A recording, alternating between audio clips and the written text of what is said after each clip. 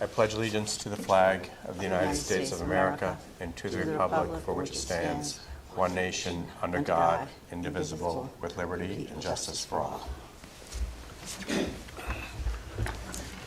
So good evening. Welcome to our February 28th, 2023 Tiverton School Committee meeting. Is anyone signed up for open forum? There is not. So I'm going to ask for a motion to approve the consent agenda, the approval of minutes of 2/7/2023. So moved. Second. Second. Mrs. Farnworth? Yes. Mrs. Pavo? Yes. Mr. Dakotas? Yes. And I vote yes. Mrs.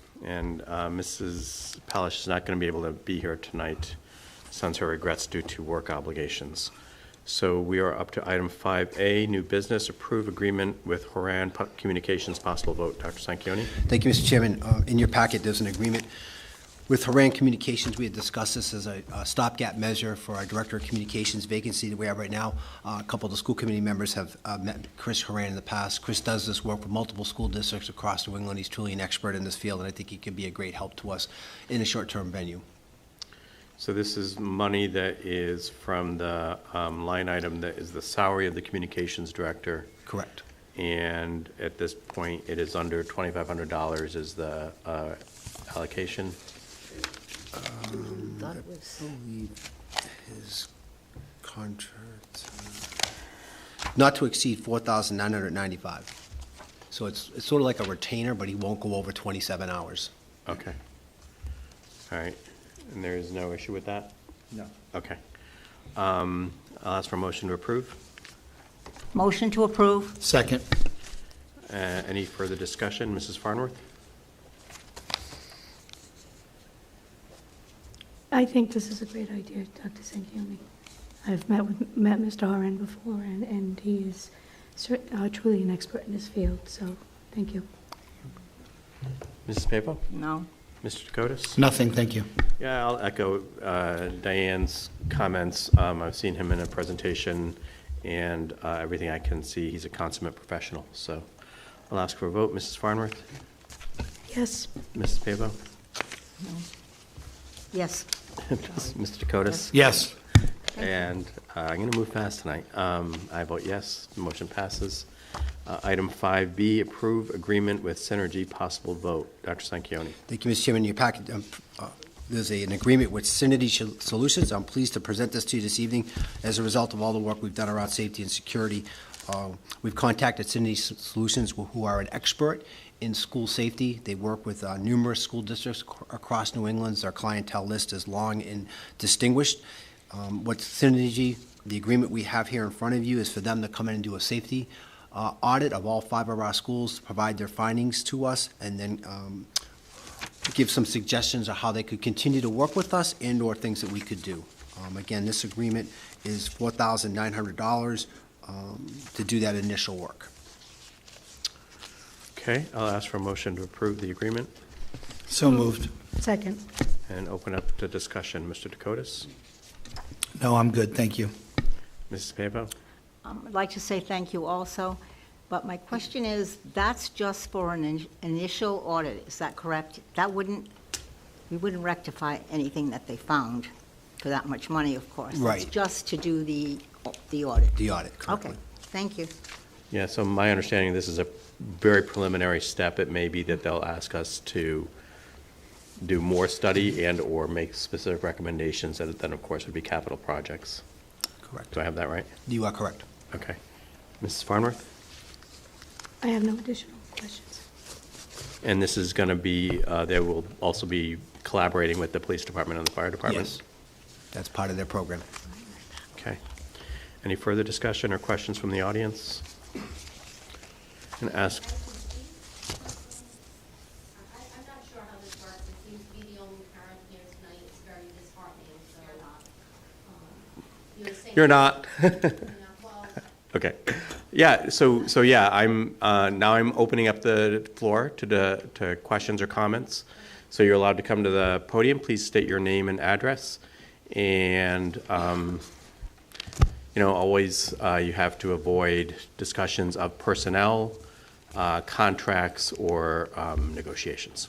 my name is Push the button. My name is Laurie Reese Brooks, and I live at 301 Bogamash Road. And I'm just wondering how this is what you just voted on with this money and exactly how this is going to improve safety. I'm still unsure of the money that went to Alice training, and now Synergy and Horan are all coming in. I sent a request about SROs to you all. I tried to get on the agenda. I think I was too late, but I wasn't communicated with about that. I have a list of about 12 things I'd love to talk about and suggest, and I'm just wondering what these programs are going to do, because I think, some of this money could maybe go to SROs, and there's a lot of focus I don't see happening on that. And I would also like to know if I'm going to be communicated to when things happen at other schools. My daughter's in middle school in 5th grade. When things happen at the other schools, I want to know if I'm going to be informed. I also want to know where I can go to find all the information on lockdowns and exactly what lockdowns mean. Okay, so just to clarify, we're actually at the discussion point. We haven't taken a vote on this yet, but I'm going to, the topic before us is this synergy agreement, which is a safety audit, but I'm going to turn the floor to Dr. Sanchioni, and maybe he can answer some of your questions. So regarding the agreement at hand, Synergy Solutions, you can go online and look them up. They're an expert firm of ex-SWAT officers, police officers who do safety assessments at schools across New England. So what they'll do is they'll come in here, they'll walk the building with the principals, they'll assess our lockdowns, our locks, our video cameras, our vestibules, everything that has to do with safety. And at the end, they'll write up a report. They'll tell us the things that we do exceptionally well. They'll tell us the things that they would suggest for improvements. And then from that improvement list, there's the ability to continue to work with them, or to decide, the committee will decide how to move forward with that. So I think it's an excellent step in this direction to get some experts in here to assess our facilities. So what's the difference between that and the training of Alice and also the consulting with Horan?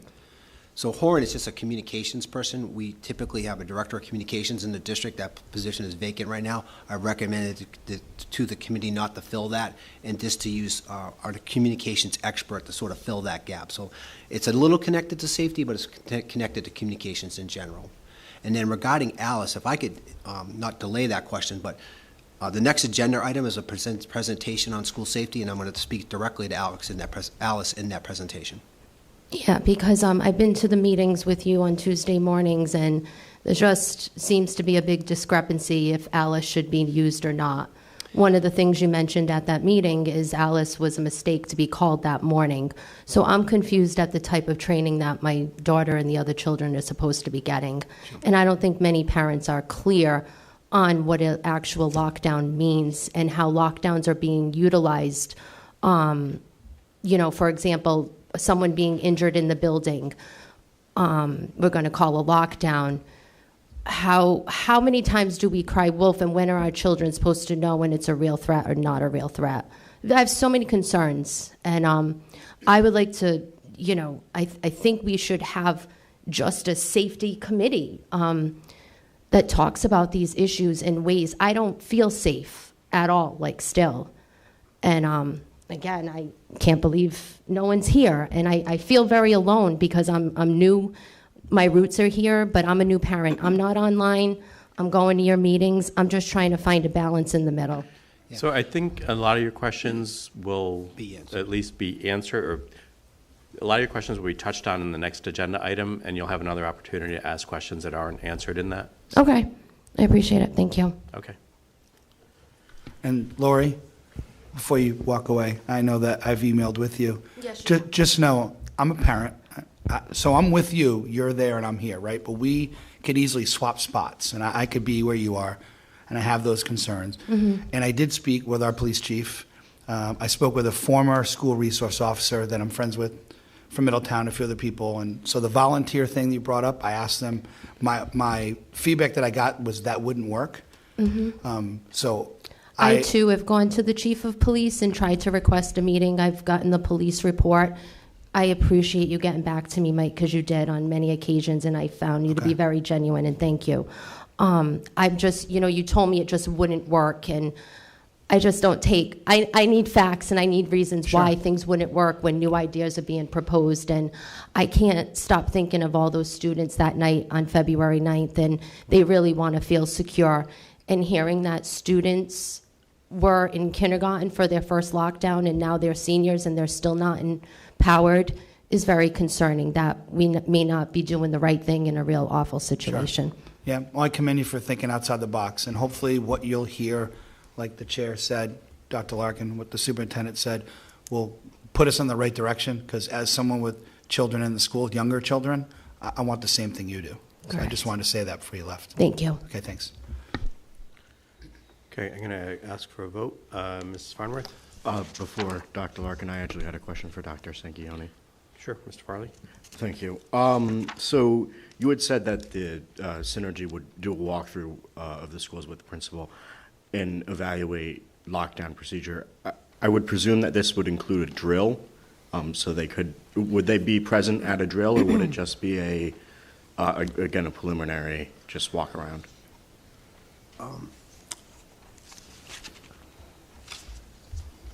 I'm not sure the exact depth and scope of their work, so let me get you an answer to that. I know they want to evaluate the policies, procedures, they want to look at the building, they want to look at everything we do and how we react to certain situations. Whether a drill is part of that, I'm not sure. Okay, thank you. Although I think to clarify the way I am understanding this contract, this is a security audit. What does that mean? I think in my understanding, it means that they're coming to look at all of the various aspects of our security and then to make some recommendations. It may be that they will recommend that they do additional study. It may be that they'll have very specific recommendations, and there's a lot of other things we've already discussed as a committee that I believe Dr. Sanchioni will address at our next topic that is going to be part of this. So this is just one very small component of trying to address some of the concerns that were raised by the event themselves, by the times we live in, and by the suggestions we got at the meeting on February 9th. So I'm going to ask for a vote. Mrs. Farnworth? Yes. Mrs. Pavo? Yes. Mr. Dakotas? Yes. And I vote yes. So next is item 5C, Safety Security Update. Dr. Sanchioni. Great, thank you, Mr. Chairman. To the point. And we're going to bring up a presentation for you.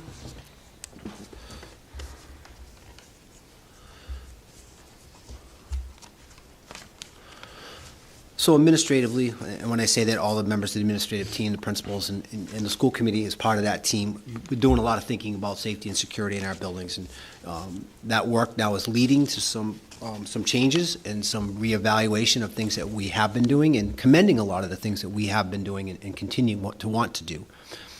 So I want to share with you some of that.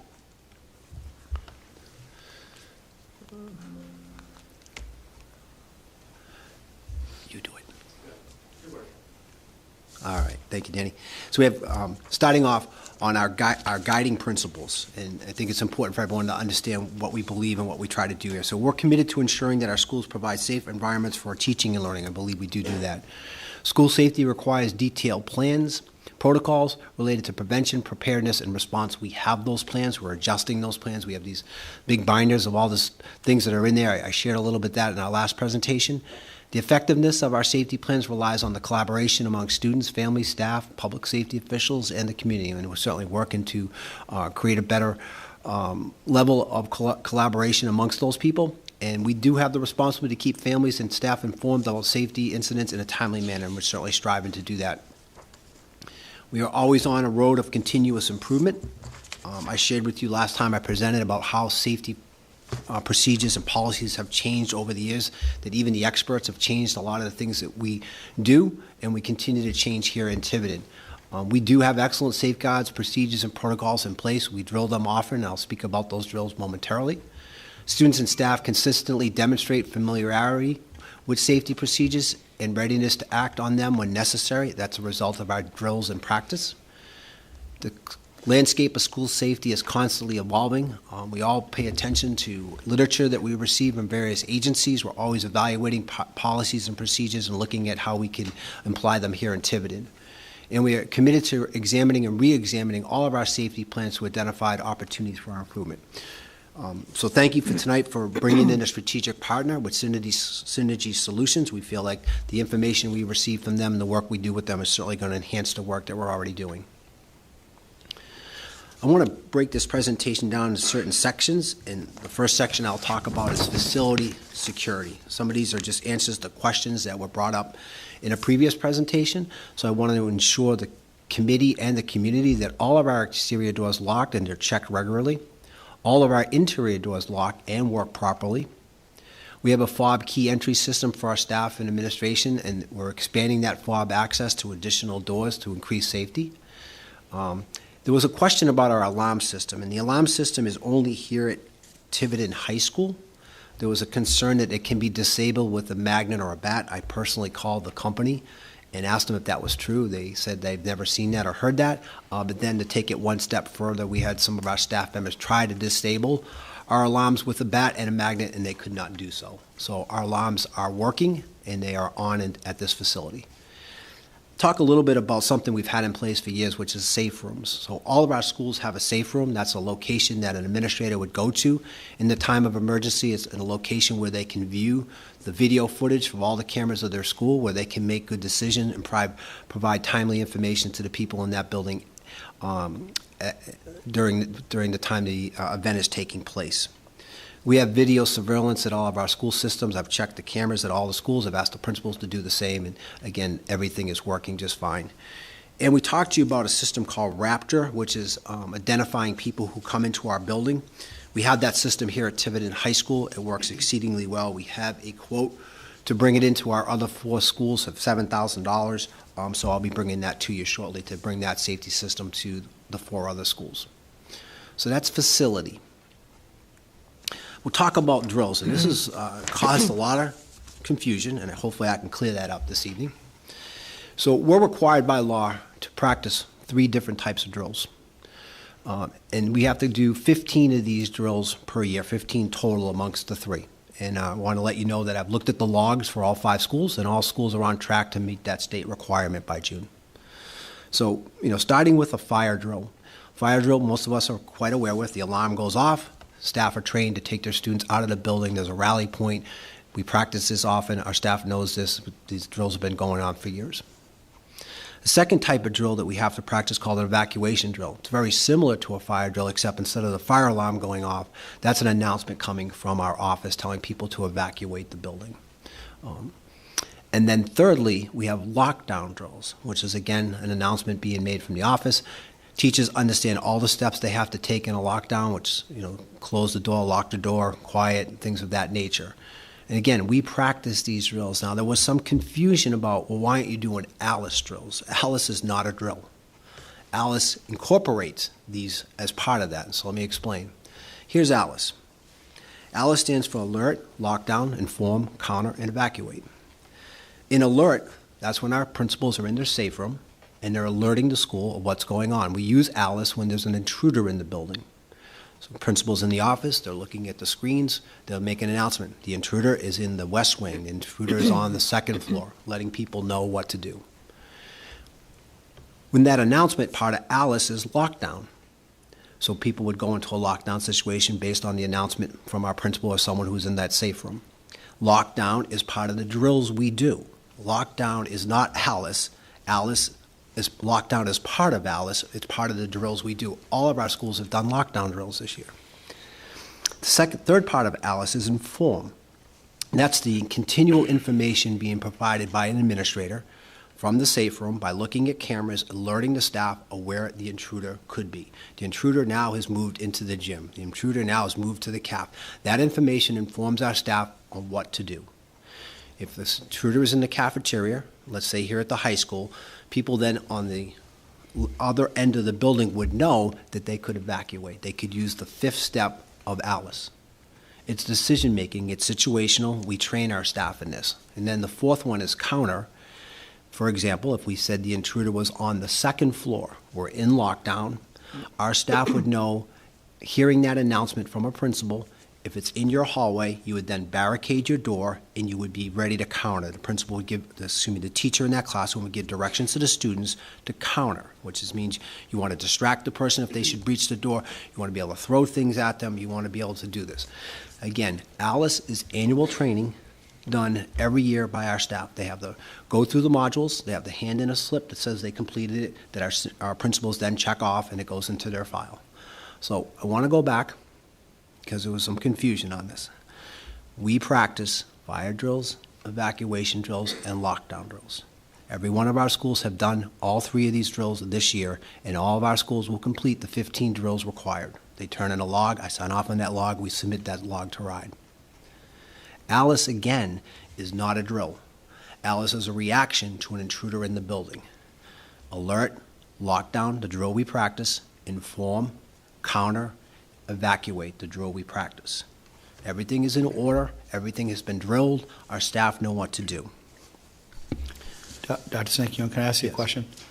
So I like analogies and anomalies, but analogy for this. So is this sort of like CPR? So if someone says, give them CPR, CPR is the training you get, but, right, pulmonary, cardiopulmonary resuscitation are the steps you take when someone is not breathing or they don't have a heart. So CPR is the training, but it's not the actual drills. The drills are different. I'll follow your analogy, I guess. Oh, you want to give me a better analogy? Because I know where the confusion lies with Alice. Alice, to my mind, is the actual training. The company that does the training, the steps taken are not Alice. Well, when we do a lockdown drill, it's Alice. When we do an evacuation drill, it's Alice. But because Alice is applied to a situation, any one of these can apply, right? So again, I'll take a situation, the intruder is in the gymnasium. I would hope then the teachers on the far end of this building would evacuate. I would hope the teachers are close to the gymnasium would go into lockdown. Everyone is in lockdown because the principal has informed them. Principals continuing to monitor the cameras. They're giving out timely information. If they're in a situation where the intruder is near them, our staff knows to counter. But any one of these could be flipped at any moment, depending on where the person moves to. If they're on the 3rd floor, we would expect this 2nd floor to evacuate. And that's the value of doing the drills. We do Alice through the drills, but the Alice is the response. So the confusion that Lori brought up, the point when someone from the office said Alice, they should have said lockdown. Right, and we addressed that. That was an announcement that shouldn't have been made, no fault of the person, as I've said multiple times. Now we have scripts at every desk at all 5 of our schools, and our people know exactly what to say. Alice is not part of it. Alice is what we expect our teachers to do, depending on the alert and the informed information that they're getting. Thank you. Just, if I could say one thing also about Alice, and correct me if I'm wrong here, but it is a framework of how you can understand security and what your responses may be to any given situation. I think Peter alluded to the fact that after or before Columbine, maybe it was always shelter in place. Right. Okay? That didn't work. That actually resulted in more casualty. Then it was evacuate, or run and then run faster and then run even faster. And that may not also be the most appropriate response. What Alice is supposed to do is to give you a menu of responses to respond to the situation as it evolves, because it's always going to be different and it's always going to evolve. But if you have these tools to fall back on, somewhat like CPR, because CPR is in and of itself just a single part of how you would address a patient, which I guess is something I can talk about. It's one component of the tools you have to respond to a given situation, which is going to always be very different given what's going on at that point. So you may go directly to evacuate, you may go directly to counter, because if the person is in the doorway with a gun, you start throwing books, you start throwing chairs. But if you know that the person is, several corridors or several floors away, then evacuate may be the most appropriate response. So Peter, I don't know if I got that right. You got it spot on. It's Okay. situational, and it's having all these things in your mind, knowing which one to use in that moment based on the alert and the inform that you're receiving from administration. Which again is very distinctly different from the drills that we are required to do, and which every school is doing according to RIDE's requirements. Alice is something we've actually brought into the district as an adjunct or, to improve our security above and beyond what we're required to do by RIDE. And Sam, does that make sense to you as a student? It does. The only comment I would add directly relating to Alice is I think a lot of students, they're familiar with Alice as a talking point, so to say. They don't know exactly alert, lockdown, inform, counter, and evacuate. They don't know that by heart like teachers do. I think you could see some advantages in giving, maybe at the beginning of the year, middle point of the year, or maybe every quarter, a presentation reminding students of what that means.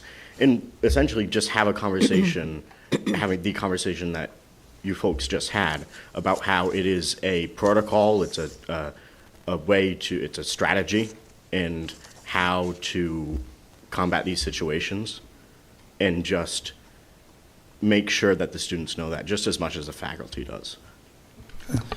And so thank you for the segue. I appreciate that. That's part of our plan. So our plan is to bring the ALICE training in to our middle school and our high school students so they'll understand, always under the direction of a teacher, but to understand in their case why lockdown is important, what counter means, and why we would evacuate. So to your point, that is a step that the Tiverton Public Schools will take. So moving on into security protocols, we've been evaluating these at all 5 of our schools. One of the things that came back from the police who did some walkthroughs here at the high school that they have recommended a single entry point at Tiverton High School. I know Principal Craven has put that in place, so now all high school students have to come through the front door. There's no more accessing the building from the parking lot side. We have a police presence daily at the high school. We're still working on an MOU for SRO, but we appreciate the police support and having someone at the high school on a daily basis. We've modified the pickup and drop-off procedures at the high school and the middle school, mirroring what's been done at the elementary school for years. And what I mean by this is that if you're picking up your son or daughter early from school, your son or daughter will now meet you in the vestibule. He will not come into the building. Conversely, if you're dropping off a Chromebook, a backpack, a book, athletic wear, you'll leave that item in the vestibule. Someone will retrieve it and ensure that your son or daughter receives it. So we're just going to try to limit the amount of people who are getting into the actual part of the building and making it consistent K-12. Dr. Sanchioni. Dr. Wardell, kudos to Mrs. Tavares. I went to drop off Little League flyers last week. Thought I was going in the office. No, you're right here in the vestibule. Even though it's me, school committee member, I wasn't getting past that vestibule. She wasn't messing around, so, yeah, that's good. Glad it worked. Dr. Sanchioni, I do have one question. Sure. Have you instituted the single entry point at the high school? I'm sorry? Not yet? Not yet. Okay, Not yet, no. The single entry point has not been implemented yet. okay, Because I wanted an opportunity to talk to the student body first. okay. Thank you. Thank you.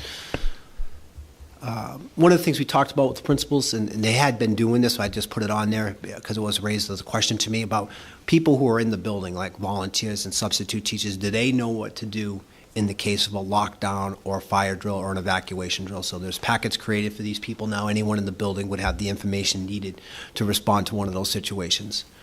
One of the questions asked of us was, what happens if a student's out in the bathroom and you go into lockdown? We certainly don't want students locked out in the hallway. So our principals have made sure, and this is something that had been in place, that there are teachers assigned to sweep a bathroom. So if your classroom is close to a bathroom, now you have that responsibility to go in real quick, yell in, pull the students out, pull them into your room, so that every student is brought into a safe room if we're going into a lockdown. And then there's just a lot of other updating of our safety policies and procedures. You know, there's a lot of things I can't get into the details publicly, something we can share with the school committee in executive session, but again, it's that information we don't want everyone to know. But I want to assure you that every policy and procedure we have is being evaluated. Again, I want to make people aware of the anonymous reporting system we have. See it, hear it, say something. It's right on our website. It's an online tip form to report threats or risky behavior such as threat of violence, bringing a weapon to school, bullying and harassment, self-injury, eating disorders, suicidal thoughts or plans, alcohol or drug use. At the middle school and the high school, I know that our principals train the students on these forms. We want the entire community, parent community, and community as a whole to be aware of this. I can share with you that there have been several reports made on this form this year, and it's the kind of information that we can bring to help students. It has made a difference, so we want to encourage people to continue to use it. And then lastly, getting into communication. We received a lot of feedback from families and staff and students, and we want to improve our communication related to school safety. So again, we are coordinating that communication with Tiverton Police Department. I've done that several times now with Chief Jones. It seems to be working very well, and I appreciate his work with us. Thank you tonight for allowing us to work with Chris Horan. I think he, again, will make a good positive difference for us. We provided families additional resources related to Alice. You may have seen in my email that went out, we sent out a video for all parents to be able to understand Alice and be able to speak to Alice with their students. We also sent a video to all of our cafeteria workers, not on this slide, but it's about cafeteria workers and how they respond in the situation of an intruder. We are expanding as much information as we can provide on our district website and social media about the things we're doing on safety. I've asked the principals, and they were willingly, actually basically asking me to do this, to have their next school improvement team and PTO meeting have the focus of school safety. So at all 5 schools, there'll be 2 meetings where parents can come and dialogue directly about that building and hear from the principals all the things that we do for safety and hear any questions, good suggestions, comments about that. We've added the high school students to all of our safety-related communications. That's happened once so far. I know it's worked, and we will continue to do that.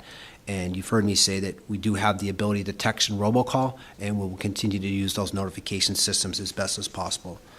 So in closing, you can see that a lot of hard work and thought has gone into school safety. As an administrative team, we take this as our #1 priority. I believe our schools were safe. I believe our schools are safer as a result of this work, and we'll continue to do everything we can to make our schools as safe as possible. So, thank you. Thank you, Dr. Sanchioni. I'm going to open up the floor to questions from the committee. Though I have one first. We had talked briefly as well about forming, we have various subcommittees to the school committee. We had talked about forming a safety committee. Where are we with that, or is that something you were going to recommend to us at some point? I actually was waiting back to see if that's something to direct, so if you want to direct me in that direction, I'm happy to do it. Okay. Well, I guess I'll hear what the rest of the committee thinks about that as well. Mrs. Farnworth? I think with regard to any proposal for a safety subcommittee, we need to have it as an agenda item to discuss it in full. Certainly approve it, yeah. Not opposed. Okay. Anything else?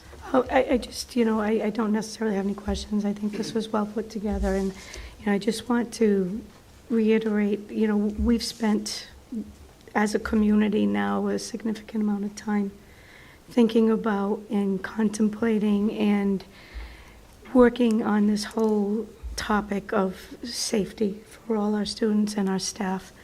I think what I see here is great.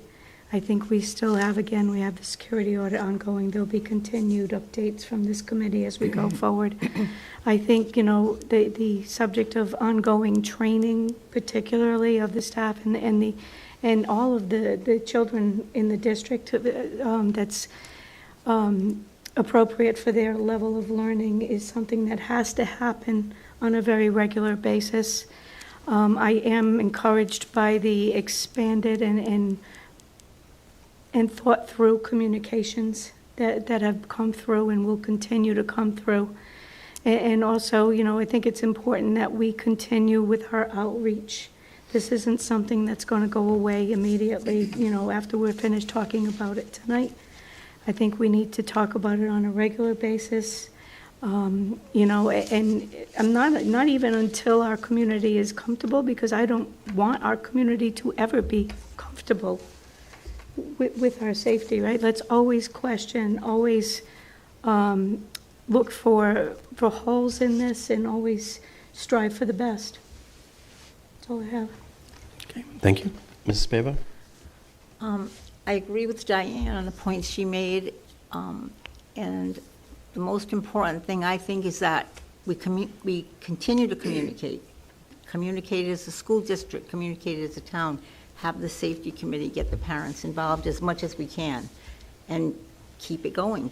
It's not something that we can stop because safety is so important to the kids, the parents, and to us, because we represent them. So I think we just need to keep moving forward, continue to move forward, and do the best that we can do for everyone. Thank you. Mr. Dakotas? Thank you. So sometimes it takes something to scare somebody to get them to change in life. So I know that this committee has had a lot of time put into this subject in the last month. I do want to commend the superintendent. I know he takes it seriously. Safety is a priority. He's proved that to me. I can't speak on behalf of anyone else. I do know my constituents to my right have the same concerns that I do. And I did want to say this now that we're in a public forum, but since it's the first time we've gotten together since the meeting in the auditorium, I want to just let Principal Craven know that I think you do a great job. I know a lot of this has been slung your way, not deservingly so. You care about safety, and from me to you, you have full support, and you do a great job there. So thank you to you. Okay, thank you, Mark. Mr. Farley? Yeah, I'll start off with a question. So we had discussed earlier, and I had previously made some points about it. Just in the aftermath of incidents in the school that are particularly traumatic to students, to have some sort of assembly or public forum questions, something of the sort, of students, between students and administration, or between students and the support staff, just to try and debrief the students. Is that at all in the works, or? So I know Principal Craven had that debrief at one point, so I assume you're asking for a follow-up to that? Well, not regarding this particular incident, but conversations like that, more controlled, but conversations like that I think are productive, just to, again, debrief the students. Yeah. So let's work that into the ALICE training. Yeah. With the training, then we could have conversation with you. I agree. And to your point, regarding the emails that have been sent out to the students, you said that they had been sent out. That has been helpful, extremely helpful. The incident that you were talking about, it helped clear up things for the students. It helped, speculations from going around. It set the record straight, and we were able to move on. That was helpful, and I thank you for that. Additionally, I'm sorry, your last. Lori, she had brought up just a place to see all of these incidents, if possible at all. I think that's a very good idea. Whether it just be on the website or, I guess that website would really be the only place, but I think that's a very good thing, just especially for parents to go, or if there's for example, I don't know, like a babysitter, right? They might not be on the email list. It would be good for them to be able to go to the website or something of that sort. I think that would be an extremely good idea. Thank you. Thank you. Okay, I'll open the floor to members of the public present.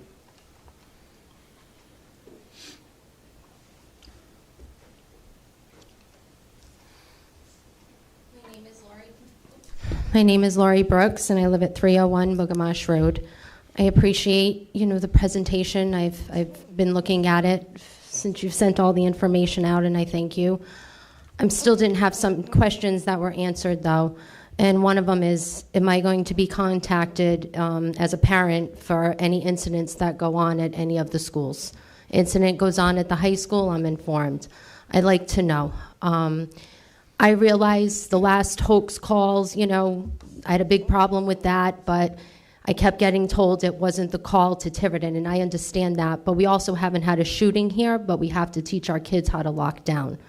So I'd like to know if I'm going to be informed. Dr. Sanchioni? So, great question, and I would say to you the answer is situational.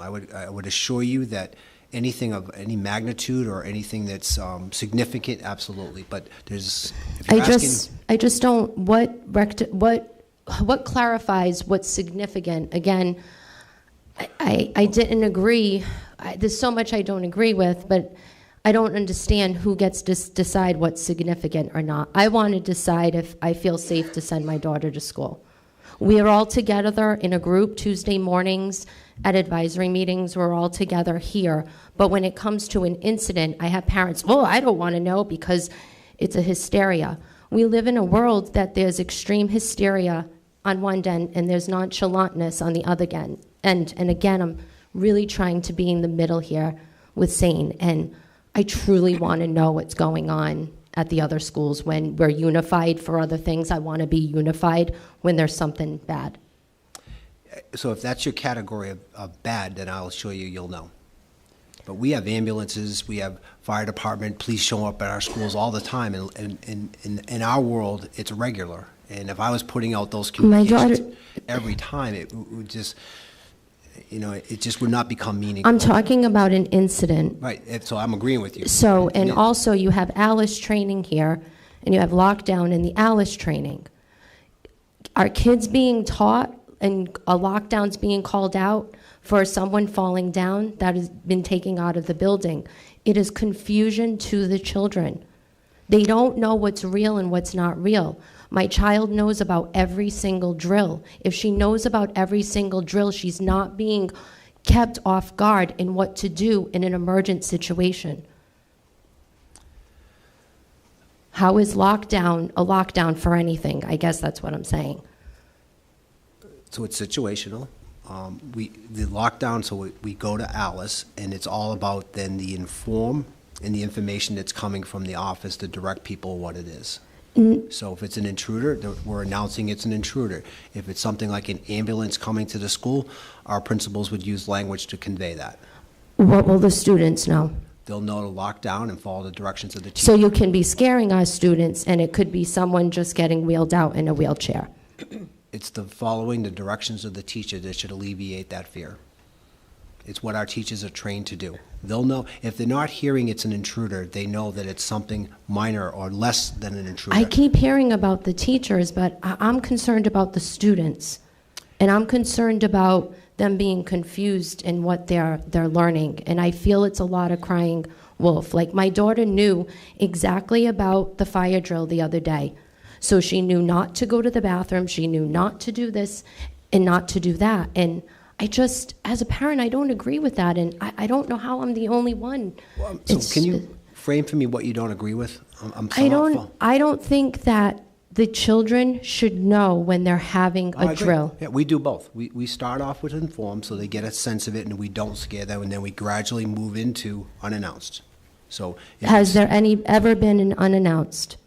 I'm sure all of our schools have done unannounced, yes. Has there ever been an unannounced? At the first time in the first of the year, the one. So out of the 5, there's 15 total drills that are being done. Yes. So how many of them are unannounced? Up to this point, or by the end of the year? I mean, is there a goal in that? That's what I'm saying. I'm confused as a parent. I don't know how the kids aren't confused and how to take things seriously.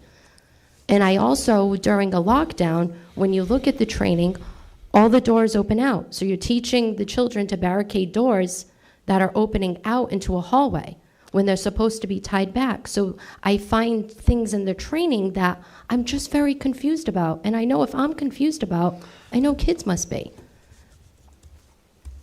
I can just assure you that the amount of drill and practice we do and the training we provide our teachers eliminates a lot of what you're saying. Our teachers know how to respond. If we have certain doors that open out, we recognize that, but that is the construction of these schools. We have these things in our capital plan. We are evaluating how to improve those things, but that's a reality we face. I don't doubt for 1 minute that the teachers aren't trained and aren't going to save my kid. Right. I feel for the safety of the faculty as much as I do for the students. I've still been sitting here, I've been coming to these meetings since the first of the year, and tonight there's still no talk on SROs. And to me, that's where the money and the time should be going into. I don't think my questions are going to be answered. I thank you all for your time. I'm going to be involved as much as I can, and I would love for there to be a safety meeting, because there's so much that we can be doing differently. So- You said a few times, we listened to the experts, it didn't work. We listened to the experts. Now we're paying more money for the experts to reiterate the same things that were supposed to be done. That's unfortunately what I'm seeing. It's not quite what we're saying. We're saying it's ever-changing, and the information changes, and the best information that's available is what we listen to. It's been evolution amongst the year after year after year. That's what I'm saying. And so what the experts are saying now is the most pertinent, the most valuable information we can listen to, because these people have learned through the excursions, all these other towns and these things that have happened when they drilled, like lockdown in place or evacuate these things that didn't work. We don't listen to that. We listen to the new information. So I just hope you're not misinterpreting to what we're saying. We're getting the best information. I don't feel I am misinterpreting anything. I think my concerns are genuine, and that's why I'm here. Okay. And I don't feel like I'm being heard. I'm not sure. No, I think we hear you, and I'm trying to answer every question you're asking. Yeah. You and I have communicated multiple times. And, regarding the SRO, that was in my presentation. And, we have a person assigned to the high school. At the high school. And we're working, as Dr. Locken alluded to, we're working on an MOU with the police department. And as soon as we can accumulate or accomplish that, I'll be We will. happy. Okay. The SRO was assigned the entire district. It's not just for the high school. Yeah, they're only it's one my person. first year here, back where I grew up, and I wasn't aware that there weren't SROs. That there were not. There weren't none at all the schools. I thought they were at all the schools. I was not aware of that. No, it's That's one unfortunate. SRO for, well, it It is. should be a priority, and that's what I'm going to do here. Because the teachers don't need to teach, and the faculty needs to focus on that. They don't need to be worried And about Lori, that. again, I agree with you on SRO. It was one of the first things that I wanted to talk about when I got on the school committee. Yes. And at the cost of $60,000 or $65,000 a year that we reimburse the town for that, I mean, you multiply that by 2, by 3, by 4, I mean, Have we ever reached out to the community for volunteers like I proposed? And I know you said that there was problems, but I'd like to go into a deeper discussion with that. Also about the canine dogs that I spoke to with Dr. Sanchioni. I want to ensure the children to feel safe, and there's a lot that can be done.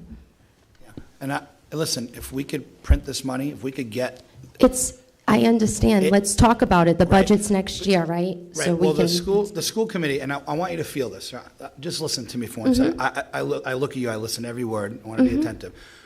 When I came in front of the school committee in 2015, and I know this is a broken record of people, they said they couldn't do all-day K, and it bothered me. It was like $135,000, and I couldn't figure out why we couldn't invest in that, because our children at 5 years old, their brains are almost as good as they're going to get for retaining and learning information. It's something that we discussed as a community, and we fixed that. We voted to put it in. But at the time, it was budget, it was money. And in Tiverton, talk to the town council, talk to the budget committee, talk to the school committee. A lot of things don't happen because the word budget or money come up. And I can assure you, there'll be lots of things that we want to do.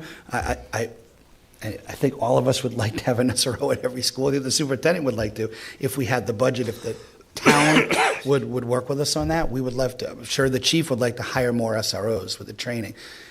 So in the meantime, I know it's not what you want to hear. I know we have to get somebody trained to get them in here. That's not easy right now.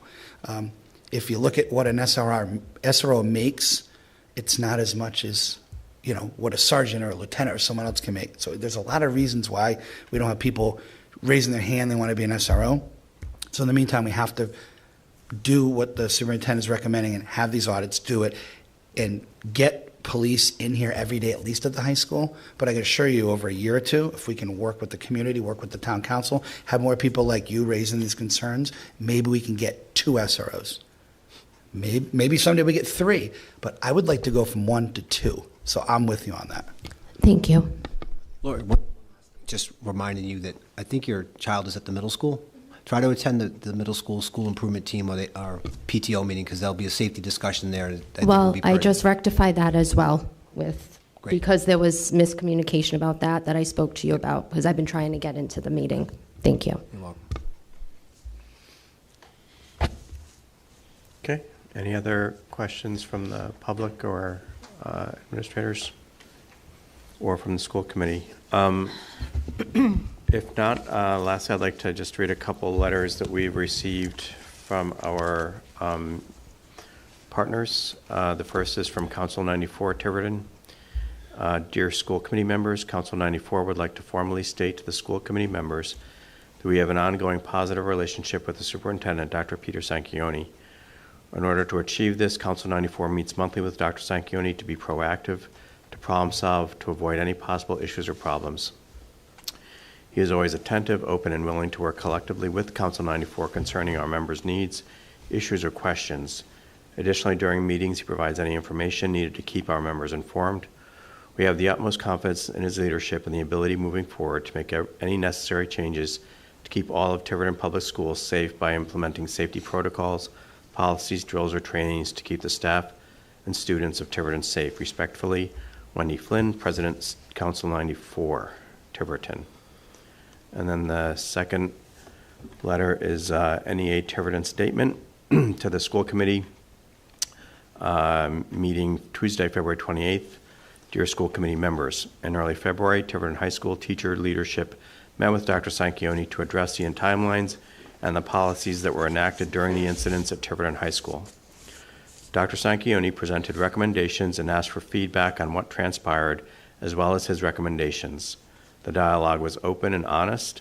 The superintendent was engaged and receptive to the feedback given by teachers.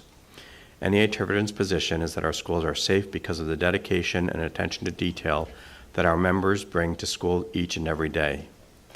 Student and staff safety must be at the center of all conversations when working to improve Tiverton schools. Tiverton's school buildings were constructed in an era that was not focused on the current atrocities that have plagued American society. And my own parenthetic comment is I can't think of anything that's truer about all of this. These are buildings that were built in the 1960s and 70s. To continue the letter, there are physical challenges in the design of our buildings, such as large glass facades, multiple entry and exit points, and other soft points of access. With that reality, protocol, policy, planning, and practice are critical to ensure safety within the Tiverton schools. A leader with the current knowledge base and lived experiences in Tiverton is best positioned to lead the work of implementing improvements. Dr. Sanchioni has the knowledge base and has pledged to lead the community in this process.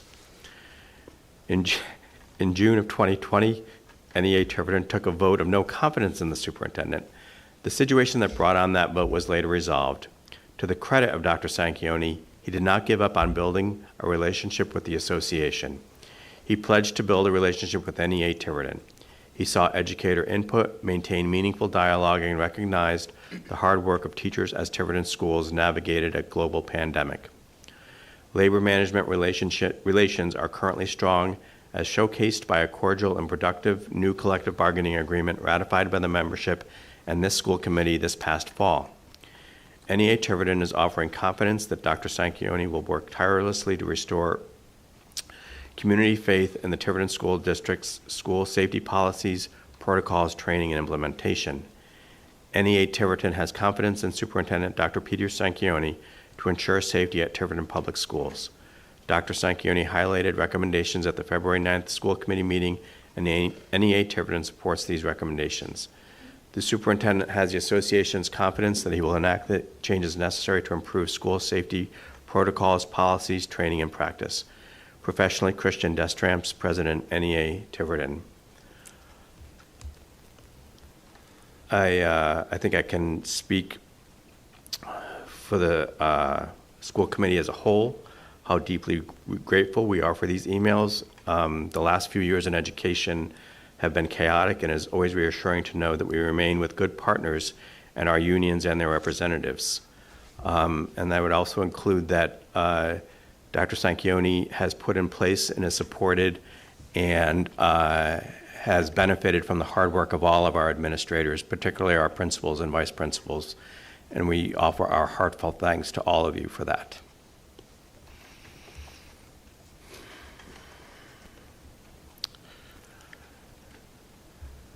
So if any other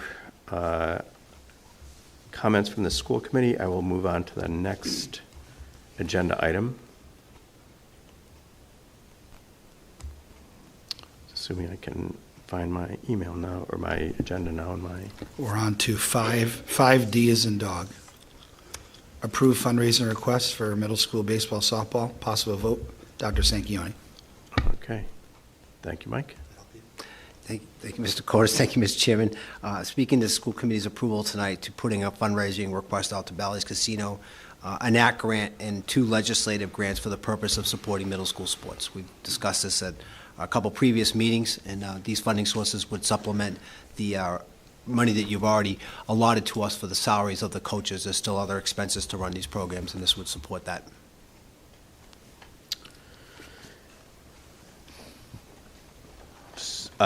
So I'll ask for a motion to approve the fundraising requests.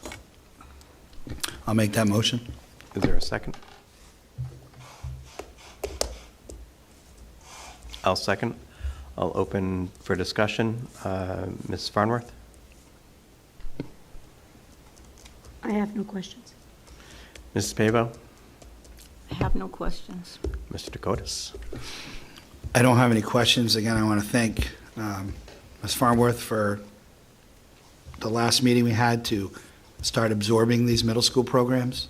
And I also want to thank Senator Felag, Representative Jay Edwards, helping us with these legislative grants. I want to thank the ACT Foundation. Hopefully we will receive this grant we applied for. The ACT Foundation's out of Warwick. They help anything with sports, especially youth sports. And I personally do want to thank the people at Bally's. So whether or not you have an opinion on them, I know that they've been very good with fundraising and giving in our community. So thank you. Mr. Farley? No, just a comment that, again, I think as much as we can offer extracurriculars in the school district, we should, and they improve the lives and well-being of students. Okay, any questions or comments from the audience or administrators? Okay, I'll ask for a vote. Mrs. Farnworth? No. Mrs. Pavo? Yes. Mr. Dakotas? Yes. And I vote yes. Motion passes. Up next is item 5E, the Tiverton High School Program of Studies. Possible vote. Ms. Craven? Ms. Craven? Thank you. Welcome. Thank you. The program of studies that you have this evening reflects essentially updates to courses that we offer to students and some deletions of courses that weren't as interesting to students, and the Council on Secondary Education requirements for new courses or new requirements for graduation. And so I open up the floor to questions you may have regarding this program of studies at this point. Okay, thank you. So I'm going to ask for a motion to approve the program of studies in order to open the floor for discussion. I'll make the motion to approve for the purpose of discussion. I'll second that motion. Okay, so Mr. Dakotas? So there's a lot here to digest, isn't there, Mrs. Craven? Yes, there is. I don't like to fib, especially when I have to go to confession soon, so I won't tell you that I've read the whole thing. However, I've browsed over it. I appreciate that it's very comprehensive. I appreciate that it's been updated, especially page 2. And thank you. Appreciate that. You're welcome. Thank you. That's it. That's it. Sorry. Mrs. Pavo? I didn't read the whole thing either, probably a half of it. And I think that there's some very rigorous, challenging classes that are being added to our curriculum. I enjoy seeing that because that's how we improve what we do. I'm just hoping that we have a lot of interest in some of them, because some of them, what I read, sounded very challenging. But I'm glad we're putting it out there, and hope the kids are excited about it. Some of our students will love some of this stuff. Some of it is very different, nothing we've ever, provided for before. So I'm looking forward to seeing how it goes. Right, and not every course in the program of studies will run, right? We want to offer students opportunities, and we base our schedule on those registration Right. and scheduling of those students who take those courses. But every year, we try to solicit feedback from the teachers as to what they believe would be better for the students or more interesting for the students. I have just one quick question. The number of credits for graduation, has that changed in the last couple of years? The Was number it of credits has 122 not before? changed at all. Okay. We have not changed that. What's changed are the graduation requirements regarding content and curricular requirements. Thank you. Dr. Larkin, can I backtrack? Do you mind if we go down the road? I think Ms. Pavo has the floor right now. Anything else? I'm sorry. I thought she said she was done. I'm finished, Jeff. I'll get you. Go ahead. I did forget. I'm sorry. That's okay. I'm usually not the one with a lot of questions, but I like that the class of 2024 has to show proficiency in fiscal literacy by taking a literacy course. Can you just touch on that, please? Please tell me you'll teach children how to write checks and manage Yes, a we bank will. account. So that's a requirement by the Council on Secondary and Elementary Education. It's a new graduation requirement, and it is for the class of 2024 that we implement it. It definitely is problematic with regards to scheduling for this year because it just came forward at the end of last year. But we have the course. Yes, we will teach them to write checks. Absolutely. I had to write my son's rent checks when he was like 21, and they don't teach us this in school, so, all right, thank you. Right. Will it teach the parents how to use Venmo? Hopefully. Touche. I don't think that's part of the Please. curriculum, but we can certainly try. Mrs. Farnworth. I will just say to you that I have a young person in my home who has a checking account who doesn't have checks, nor the need for them. So whether or not we teach children to write checks is secondary in my opinion.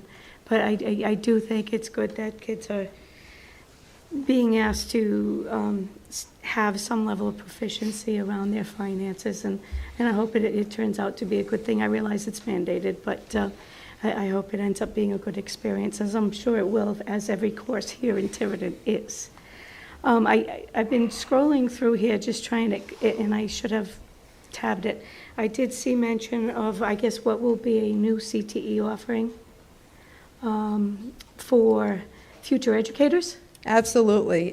Right now, it's a pathway where we will be applying this year for a full CTE certification. But in looking at our enrollment numbers, we were losing some students to Portsmouth because they have an education preparation program. And so we chose to start one of our own to keep those students within our district. Okay, that was going to be my second question. Does anyone else have this program? Because, there is a nationwide shortage of teachers. It's been well advertised. And getting kids interested in that field amongst all of the other fields that we're looking to expose them to, I think is always a good thing. The one concern I have is the continued funding that we receive in order to continue to expand these programs. And I hope we can give our students the most robust education as possible, as we always have and always strive to. Right. And I think that type of a CTE would be well done if it were to be offered. Yeah, we have 33 students coming up from the middle school already enrolled in our career and technical education programs for next year.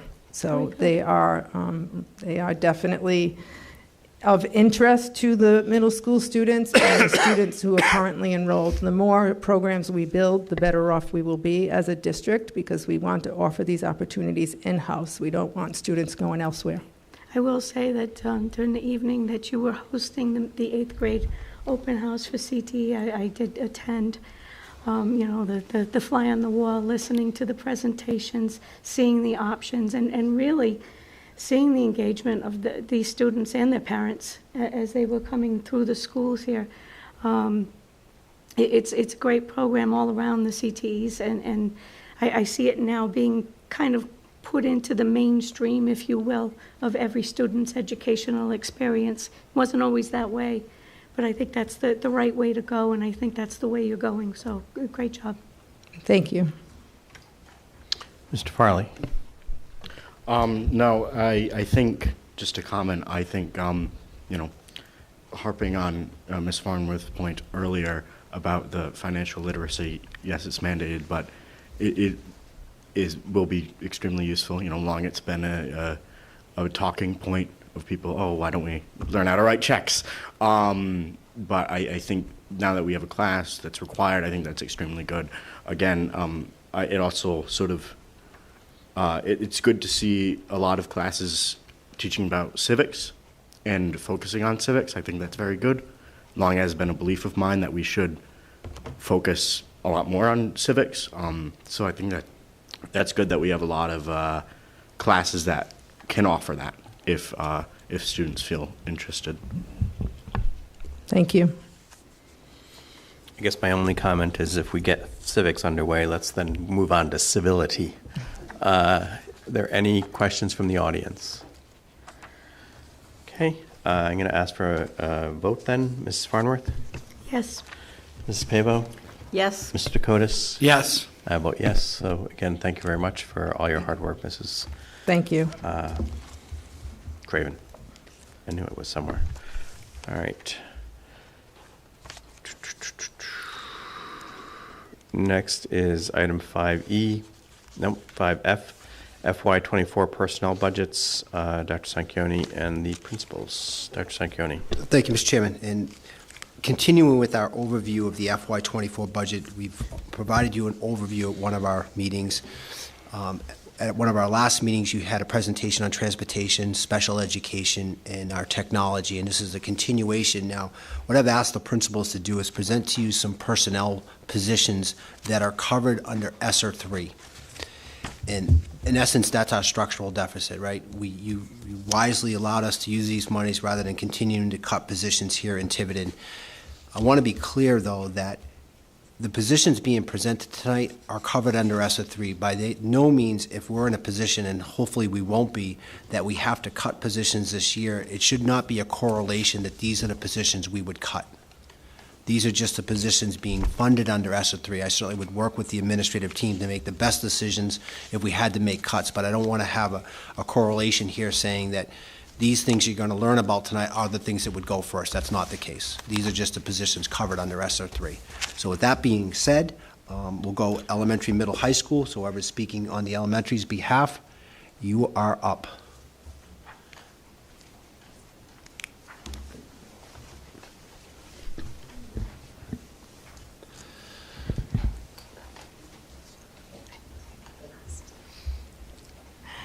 Hi, I'm going to present 3 positions at Picasset School that are on the ESSER list. The first 2 positions are our remedial math positions.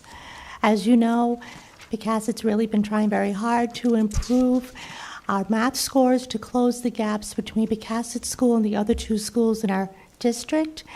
And I believe that we are finally at the correct staffing at Picasset to do so. So we have Mrs. Hill, who's our full-time remedial math teacher, and we have Julie Egan, who we hired this year, and she's .5 math.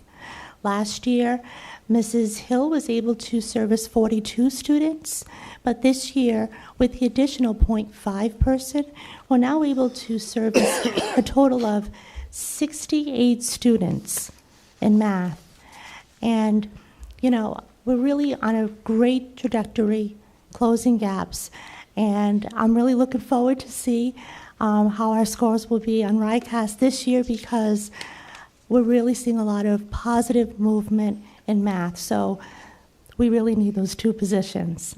And then the next position is our guidance position. In 2021-22, we had no full-time SEL person at Picasset. The reason why is because in late August, our school psychologist, she resigned and she went into private practice. So we advertised for 5 times, and we had no applicants. So this year instead, we changed the position to a full-time guidance counselor position. And that person is Dr. Kelly Chartier. And since she's been our guidance counselor, this is a small list of some of the things she does. She sees 32 students, either in small group or individual sessions per week. In addition, any student that needs any assistance. She makes time for them, she meets them, she schedules and attends all IEP meetings. She supports students and families and teachers in our Pathways program, which is our revised behavior support program. She teaches PBIS lessons in every single classroom. She communicates frequently with parents and with students. She participates in building and district level meetings. And she also administers for grades 3 and 4 our SEL screener. And if we look at our results for grades 3 and 4, students take the test, the screener, and they identify how they feel in certain areas. Since Dr. Chartier has been our guidance counselor, we have an 8% increase in student self-reporting grit. We have a 14% increase in growth mindset, a 5% increase in self-management, and a 4% increase in social awareness. And that's only year 1. So we really need to keep these people and these positions at Picasset. Any questions? Dr. Waddell, they do have a question. Yeah, go right ahead. Help us with a few acronyms here. Sure. So SEL, social emotional learning. Yes. Got it. PBIS. That's positive behavioral intervention supports. So she goes in, and our acronym for our school is TIGER. And TIGER stands for teamwork, inspire, grit, engage, and respect. So all of the lessons are based upon those attributes. Okay. And lastly, I assume that the word grit is just what it is. Yeah. Okay, thank you. It is, and she did a really nice, I observed one of her lessons that she did on grit. When she teaches the lessons, she incorporates song and music and movement, so it's not just like a traditional lesson, but it's really very age appropriate, and the kids really understand, so. Thank you. Okay. Mr. Dakota? Just one question. I'm going out on a limb. I hope I don't get this wrong. So when we had the conversation with Miranda, Yes. was Dr. Chartier the one that reached out about putting her into that program? Yes. All right, so I can see that where that works. Yeah. So she came home, and we talked about it. She was so thrilled to be able to do that. So Oh, that's that great. sounds great. Yeah, we. And maybe you want to tell them what it was. Sure, yeah, we have, one of the groups that she does is she'll pull kids together, some kids that maybe need to work on some social skills, and she'll pull some peer role models within the grade level or in different grade levels. And she works on cooperative play, they play games, they do some different scenarios, but Miranda was one of our students. She came home and said, "Dad, I got pulled aside. They want me to be a peer to other students. What do you think?" So it's pretty cool. How do you feel? She was very excited. Yeah, and it's new to our students this year because we didn't have it last year. So, thank you. Thank you. Mr. Cabral? Good evening. Good evening. So on the Rangers side, the two positions that are ESSER positions are positions that have to be funded. Like Dr. Sanchioni mentioned, these positions can't go. The remedial math position is, right now, Mrs. Mullins in there, she's servicing 37 students, and those students change every time we do an assessment. So presently, we're up to 43 students in remedial math, and those are the students that just need a little bit of a push to get them back onto grade level. So the remedial math position is something we've always had, and our scores show that, and we need to maintain that position. The second position is guidance. We used to share our guidance position with Picasset, and we shared our social worker. Right now, we've got a full-time guidance counselor. We have a social worker that we share somewhat with Fort Barton, but she only attends meetings. So our guidance role is Mrs. Tobin. She does a lot of work with the kids. She's in classes with guidance functions. And now there's a lot of social emotion. The SEL function with Mrs. Tobin and Mrs. Urban are really in high demand this year. Right now, we've got 27 individual students that are getting counseling through either Mrs. Tobin or Mrs. Urban. So both of those positions are positions that definitely have to be filled. So if we ever get into a situation, which we hope we don't, we have to start cutting things, I'm not sure where we're going. Thank you. Questions for Mr. Cabral? Mr. Dakotas? Just have one I'm sorry, question, Ms. Pavo, maybe. go ahead. Sorry, I never You called did you say first. 42 remedial math students. Presently, right. Do you feel, or how do you feel, if you lose the program or it's, you know, We can't lose the reduced, program. whatever. Those 42 students, they've gained so much having remedial Correct. math. Will they go down the slide? Do some of them? When you do away with your remedial programs, what happens, within 6 months, you're going to see a lot of referrals to special needs. So the students need the services. Who provides those services is up to the district. But our remedial math position is one thing that's essential. Thank you. So is it fair to say then, in some regards, the remedial positions actually are going to save the district money in avoiding more and more IEPs? Correct. Then you have the force of Both law. remedial reading and remedial math. Right. There's a stopgap. So when we go through our RTA process, and that's another program that Mrs. Tobin runs, is our response to intervention. So when we go through that process, the first intervention that's offered is remedial, either remedial math or remedial reading. And a lot of those students become successful, and they're back in the program. Sometimes it takes a term, sometimes it'll take 2 terms. But there's a revolving door as far as when the students meet their needs, their students' needs are met, they go back into the regular classroom, and other students will come into the program. That's why at one point we had 37. Currently, there's 42, but there's 42. It's not all different. There's probably 20 different kids that are in the program from our last testing, from our last start testing. But if you can help a student before it gets to the point of having to write an IEP. Oh, absolutely. Especially in Then- kindergarten then and first you're- grade.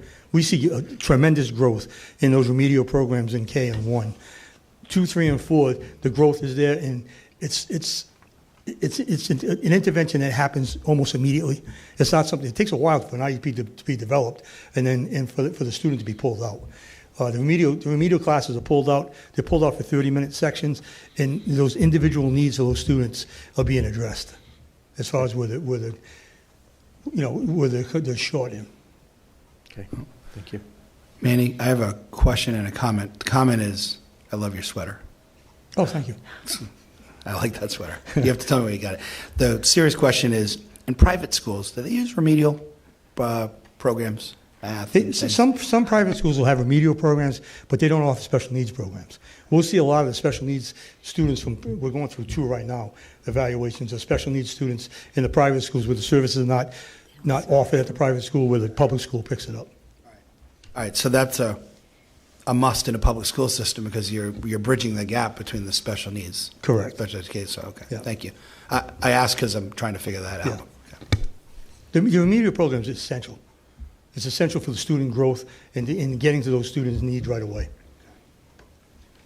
So if they don't have that remedial program, they could slide right into more IEP, which puts them back in Correct. the loop, And it which takes puts the stress it on the takes a longer district. takes a longer period of time to go through all the meetings and the testing and everything that goes into developing an IEP. Okay, all right, that's a good question. So hopefully if anyone's watching this, that'll give them a little more information why it's so Right. important. Thank But you. the remedial programs are very important. But, and I guess the point I was trying to make is if you can get a child early on and address their needs through a remedial program, you save in the long run in special education needs, which is really our biggest variable to throw the budget out of whack. Correct. So, thank you, Manny. You're welcome. Good evening. I only have one slide. Fort Barton does not have a guidance counselor. That's another ask for a different day. However, we are lucky to have the remedial math position, and it makes a huge difference. So not to be redundant, you can see the numbers up there. They do change, and I think that's important because I don't want anyone to think that all of these students are disabled and we're not helping them. These are students in need of either a targeted kind of quick fix. Some kids get intervention 10 minutes every day before they jump into math class. Some kids are seen twice a week or 3 times a week, or the math interventionist goes into the classroom and pulls a small group when it's time for individual work. So kids get different levels of support from the math interventionist, and it's really targeted, personalized, and sometimes pretty intensive. And it does change based on our data when we do our benchmarking. So you can see that information up there in terms of our numbers. And I think that piece about the math interventionist going into classrooms is really important too, because that helps with our instructional continuity. So that specialist sees the whole vertical alignment of how we teach things. And so if there's a kiddo who isn't getting something in a certain grade level, maybe in first grade, they'll see there's another strategy that comes later in our flow of curriculum and address the way it's taught. So it makes a huge difference at each of our schools, and it's absolutely an essential position. Okay. Any questions for Ms. Stalin-Roach? I don't have any questions, but I would like to comment. These remedial math positions, in my view, are 100% necessary, as are the guidance positions, and I will advocate for them.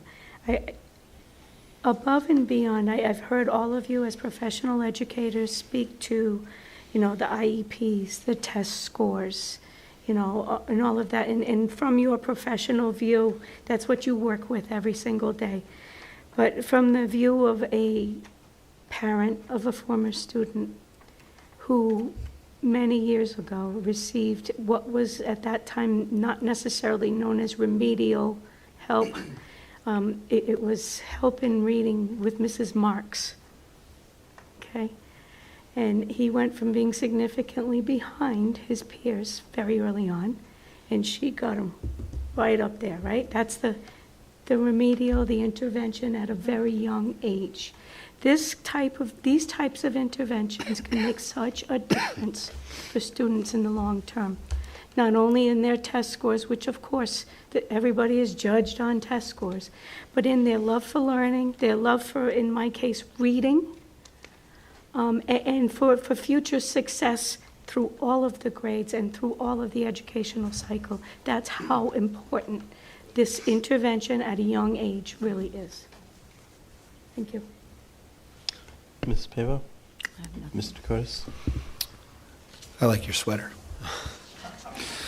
And on a serious note, I noticed that all 3 of your schools, 3rd grade had the highest amount of students being serviced for math. Can you give me an indication of what changes when they go from 2nd to 3rd grade that makes that such a tipping point? And then it seems 4th grade, 2 of the 3 schools, the number goes down. So what is it about 3rd grade that seems like that's such a very integral part of that process? 3rd grade is huge. 3rd grade in both literacy and mathematics is when everything shifts from sort of rote or very basic calculations and problem solving to really language-rich application. We do applications and problem solving throughout, starting right in pre-K in some schools and in K in all of our schools, but 3rd grade is intense.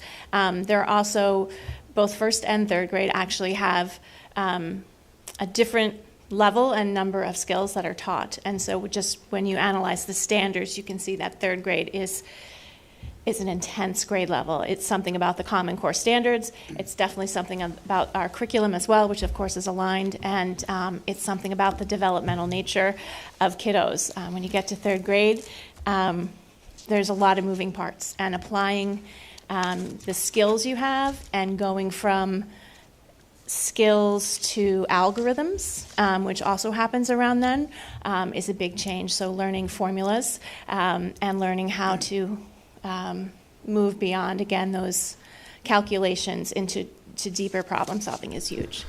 So if we didn't have these math positions, would that put the onus when they go into fifth grade at the middle school? Would that be a dump of kids that now in fifth grade are gonna, Maybe. right? I mean, that's the problem if you don't have them, correct? Yeah, The- I mean, we the know that middle this school will inherit all intervention these works, and kids. you can see that, you're right. I appreciate you looking at the data, because you can see that the intervention in third grade, and we do target that. I think makes sense as well, because it's our first testing year, so obviously that matters in some regard, but we target that on purpose so that they're solid as they approach fourth grade, and the end of year expectations for third grade are just vastly different than the grades prior.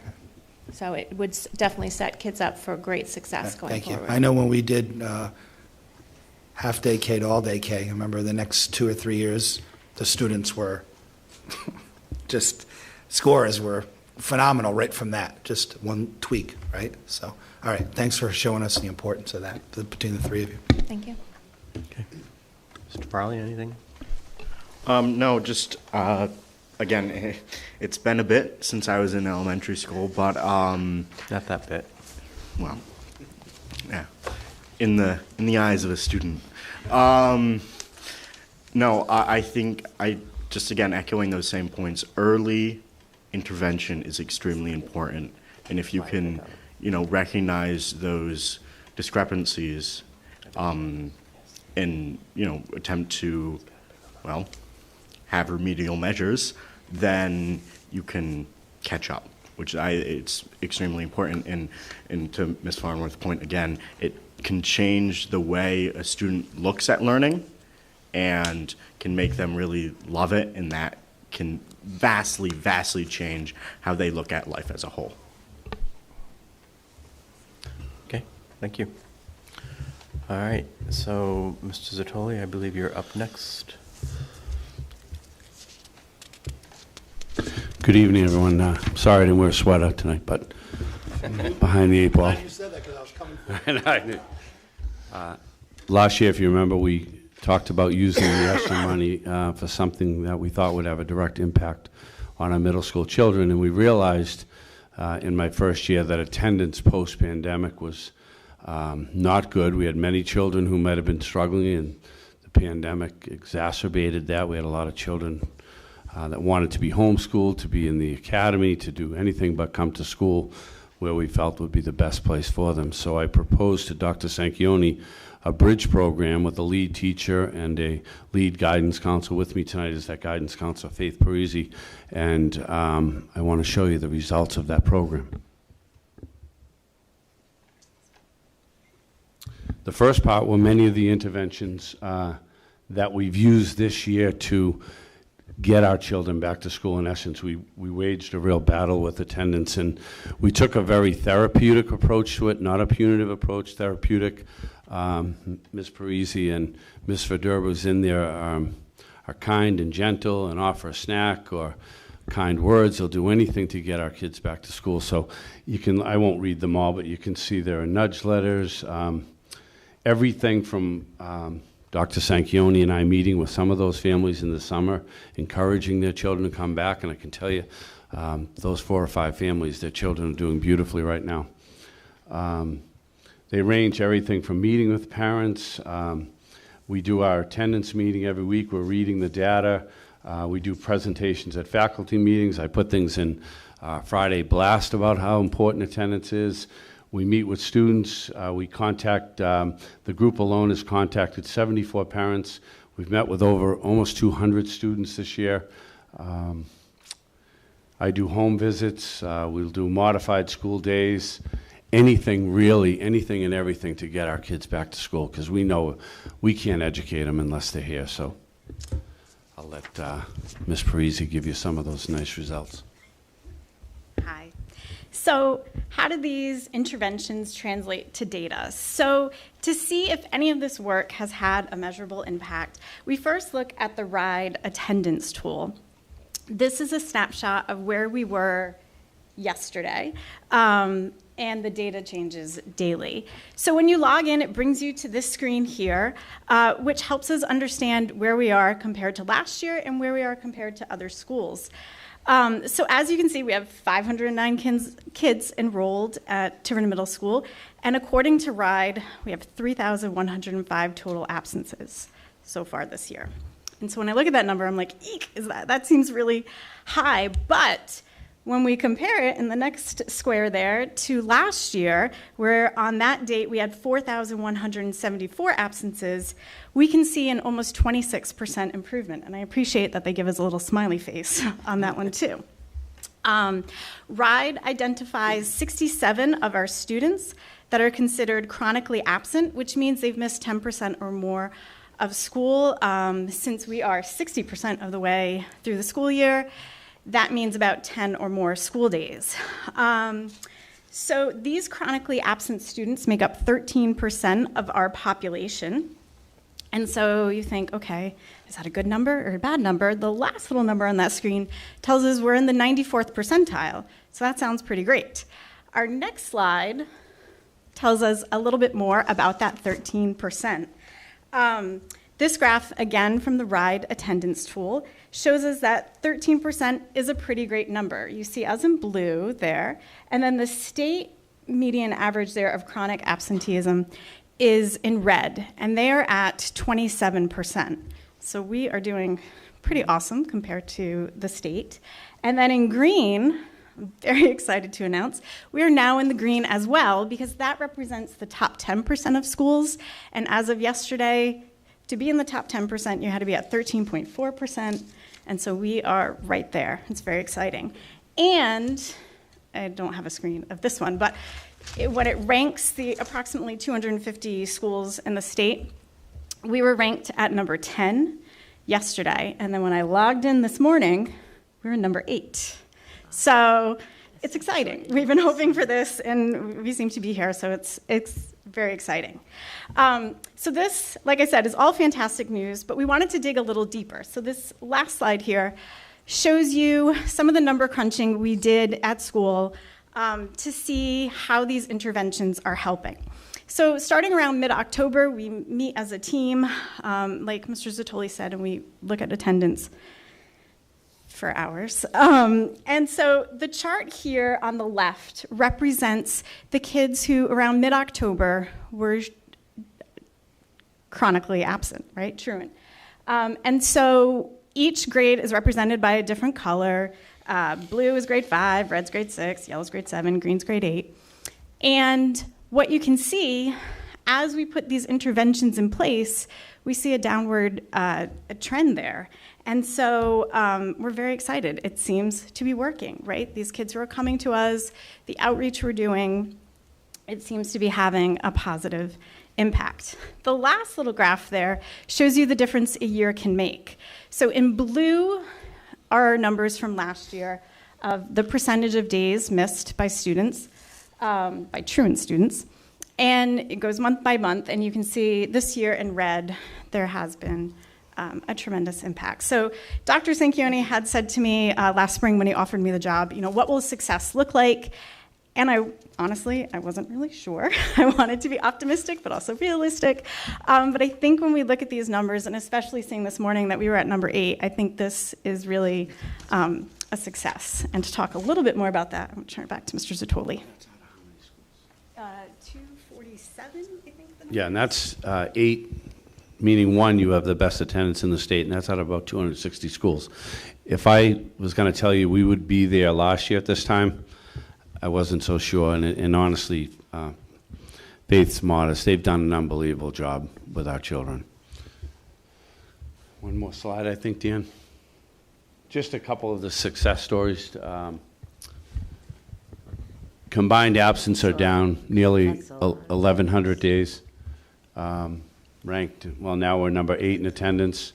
We're chronically absent students trending. You saw the trends going down. I think we're changing the culture. I think during the pandemic, we got maybe as parents we got a little looser, maybe a little too gentle in letting our kids stay home. Ms. Parisi and Ms. Verdurba have met with over 250 students and parents.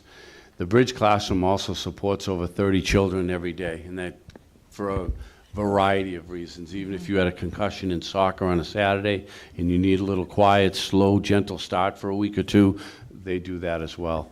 Other than 2 students, every student that was in Connections Academy over the last couple of years is back and doing very well. So thank you very much. Thank you, Faith, for coming tonight. Thank you, Ms. Parisi and Mr. Zatoli. I'm going to open up the floor for questions. Mrs. Pavo? Yes, thank you for letting me go first. I know, I realize I've never I let you go have to be first. very honest. When I always go I last. was told this program was going over to the middle school, I had reservations about the program. But why did I have reservations? Because I didn't really know what that was. I didn't understand the program. But it's fantastic. It works. It works. And you being here, Mr. Toley being here, explaining the program to us makes all the difference in the world. I mean, you are so excited about this program that the results, Yeah. right. It brings the positive back. And Elaine, I have to say something. You gave us your room too to Yeah, I use, and I gave you knew my room that with was a the big window. move for you. So thank you very not my much. room, but- Yeah, well, it But really it's was. perfect. I mean, it's perfect. I'll just say quickly, because I know it's getting late, but a student said the other day that was new to the room was like, oh, I didn't really know what this was. I was like, I know, it is a little complicated to explain. Like when I tell people what my job is, like it is a little complicated. And he's like, no, it's kind of nice in here. I'm like, okay, thank you. Like, so I think that's a big, from a 7th grader to get kind of nice, Right, I think. And it is kind of Yeah, nice. I only went in there once, but it's a nice place to go when you're having a bad day.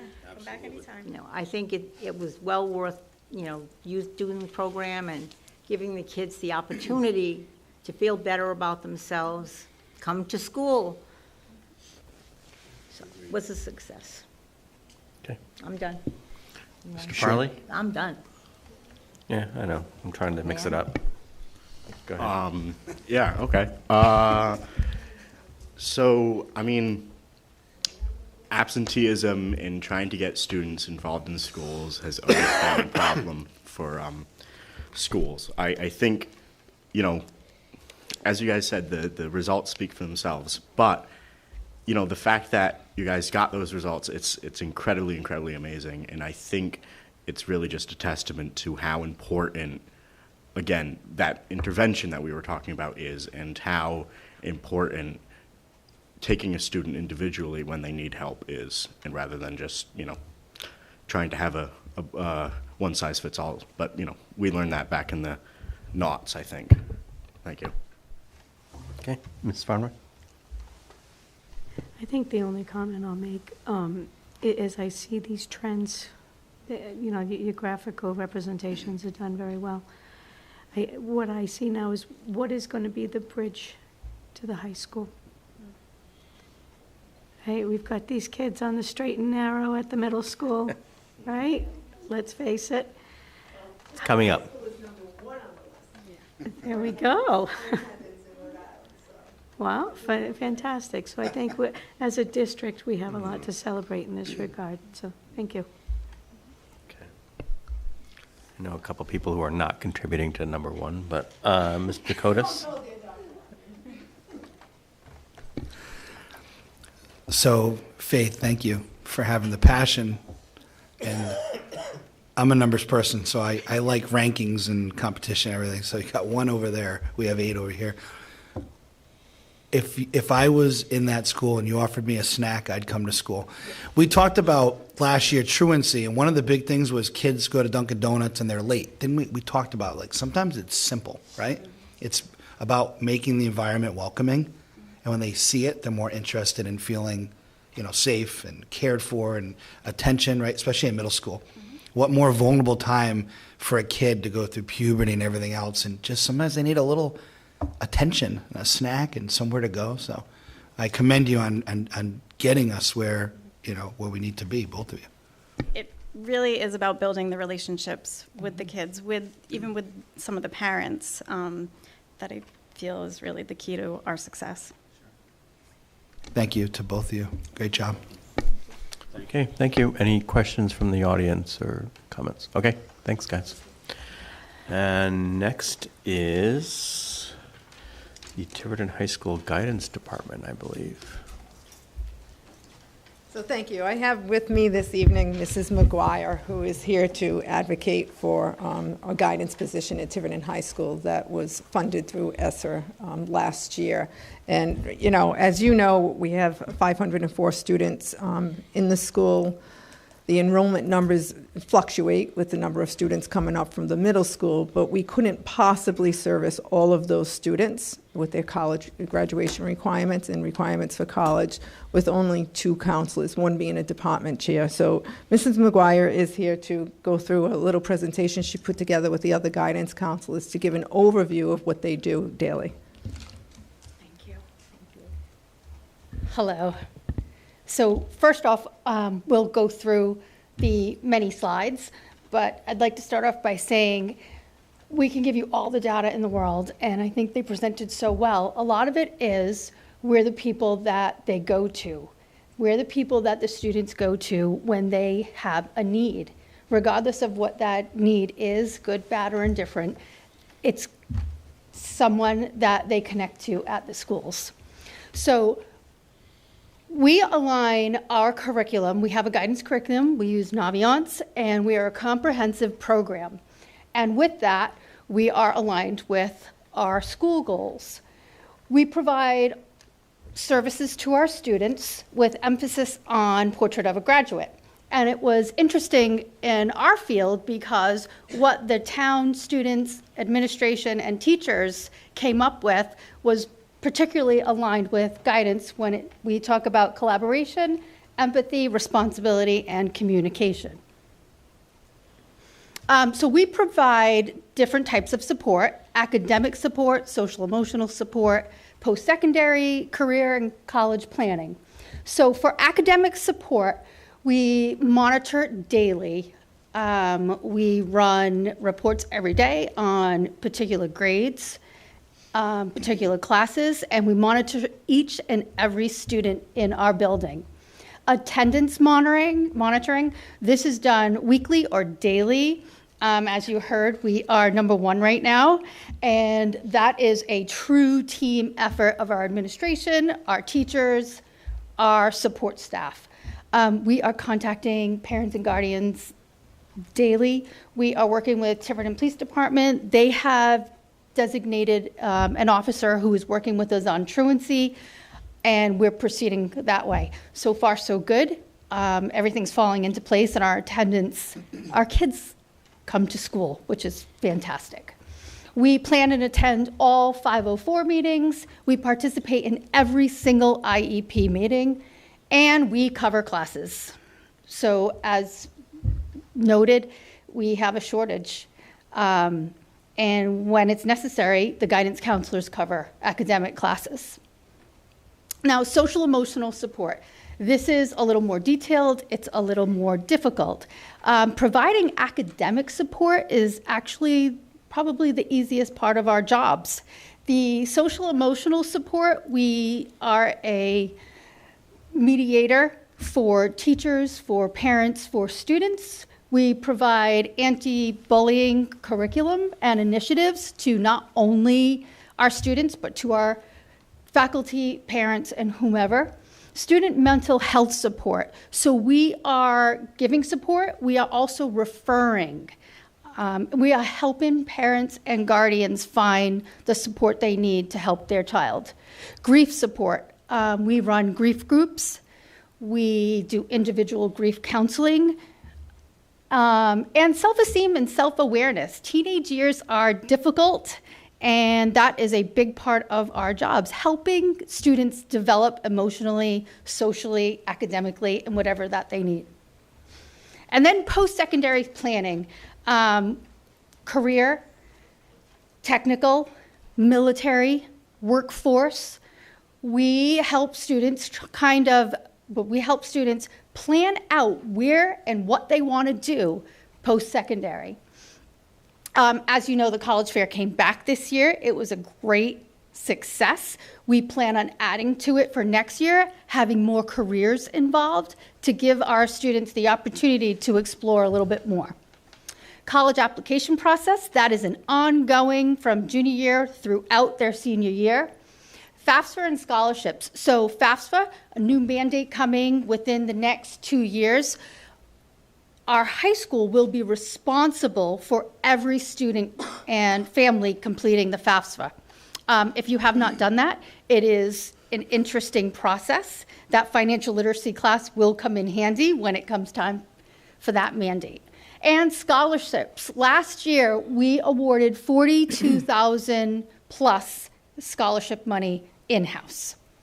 And we had a 100% graduation rate.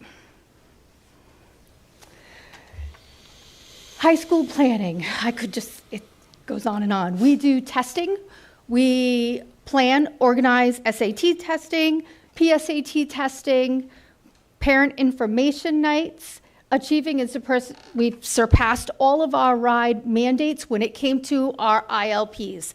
ILPs are individual learning plans, and it's where every student, grades 9 through 12, set goals for themselves. So we have them set goals and figure out how they're going to achieve them. This year we've had 100% participation. And then family contact and communication. So a large part of our success with students is including families. We bring families in, we communicate constantly, whether it's an email, a phone call, a newsletter, and just making ourselves available for families. Teacher support, mediation, weekly student support team meetings. So administration and support staff, we get together weekly.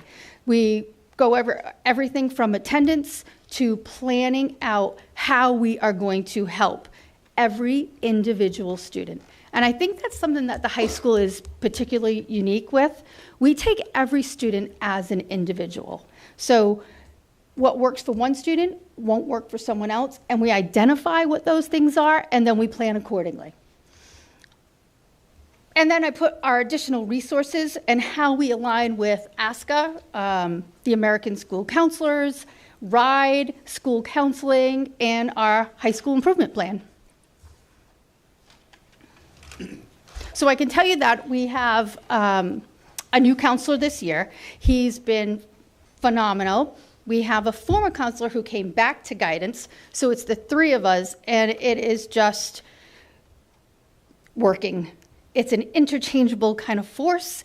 We work with all 490 students, and we are accessible. Thank you. Welcome. So 490 students, so quick math, that's about 160, 170, something like that? Yep. It varies because I have a lighter caseload because I do some of the other kind of administrative kind of duties. Okay. It's a daunting number in my book anyway. Mr. Dakotas. Hi. Hi. Great job. Thanks. I know there's a lot when kids get to high school, not only socially and emotionally, dating, smoking, peer pressure, right? Like all these things I think we all probably went to when we went to high school. But then it translates into worrying about college and, you know, SATs, PSATs, scholarships and everything. So I know that 3 probably feels like it works right now. I know that less than 3 is probably unbearable. Can you tell us what it was like when you didn't have 3 people? Weren't you down to 2 people at one time? Mm-hmm. All right, can you tell? I can't remember because I was in a fog. Okay. It's difficult. My question was going to be, that third person, you Is spoke amazing. So when it was 2, tell me how overloaded you were and what was being dropped. What didn't get done? Those are the kind of things. Prior to having this third counselor this year, we had a seasoned professional who was in the position for over 30 years, and she was our part-time person, and she is phenomenal. So she came in and was part-time, and she couldn't get it done. So we work as a team. So sometimes you'd have to see a student the next day, or, make some kind of like organized plan. However, when there is a student that needs to be seen, that takes precedence. So sometimes some of the administrative things don't get done, or things have to take a back seat. And I think for Lisa, Dan, and I, the most important thing is the student. And unfortunately, with less than 3 people, sometimes that's trying. I would like a bridge program next year as well, because it seems to work quite well. So one thing that I know frustrates me is I'll go into a supermarket. There's 20 checkout things, and there's like 2 people working the checkout, and all of a sudden here comes a rush of 20 customers want to check out, and there's 2.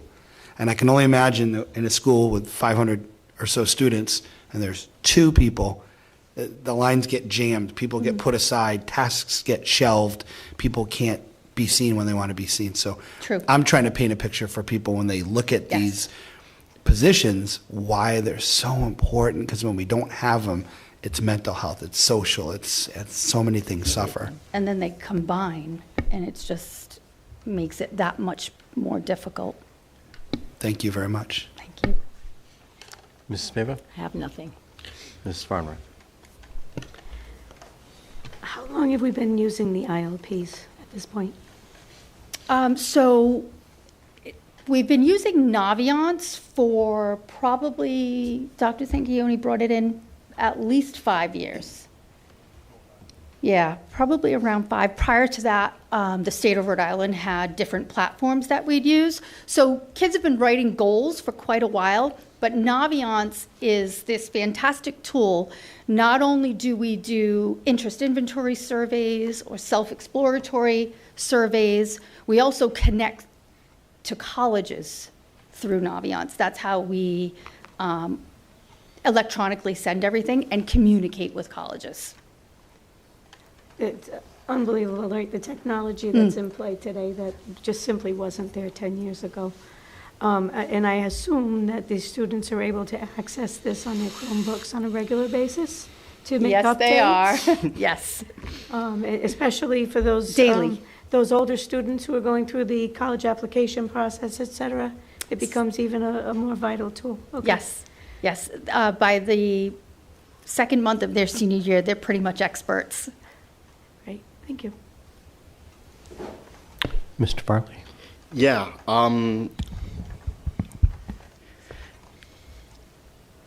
I would have to say guidance is sort of like the Swiss Army knife of this school.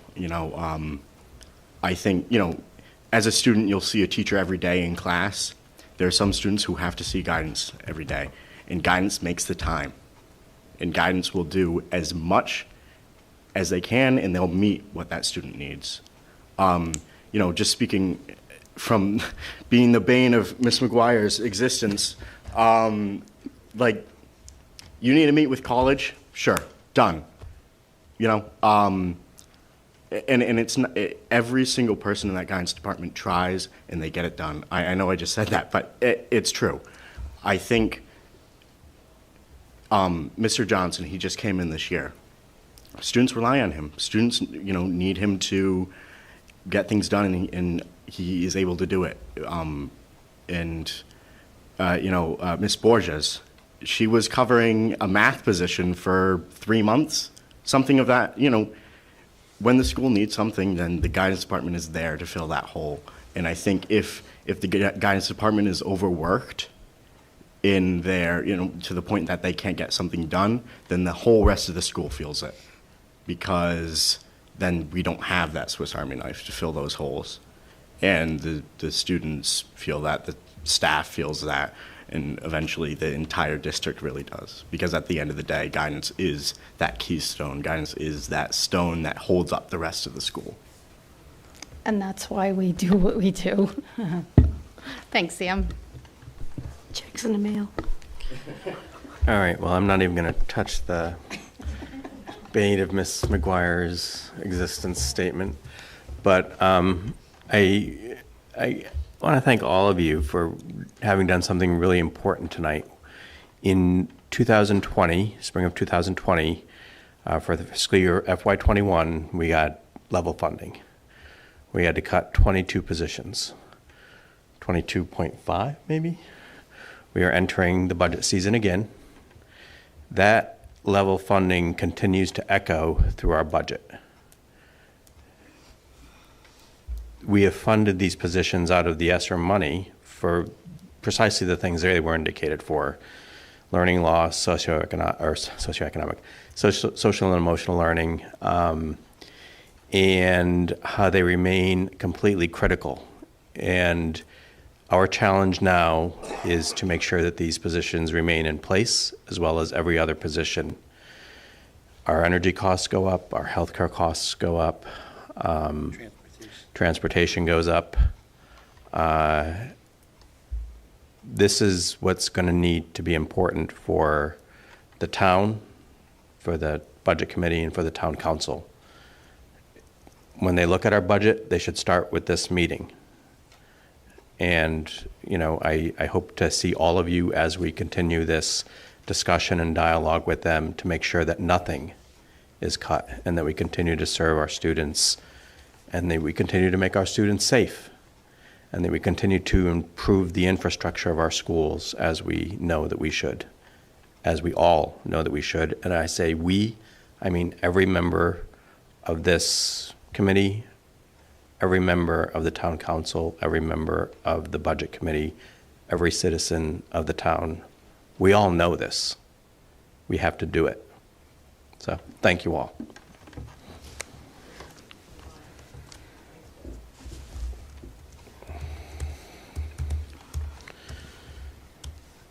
So next is item G. Hmm? 5 G.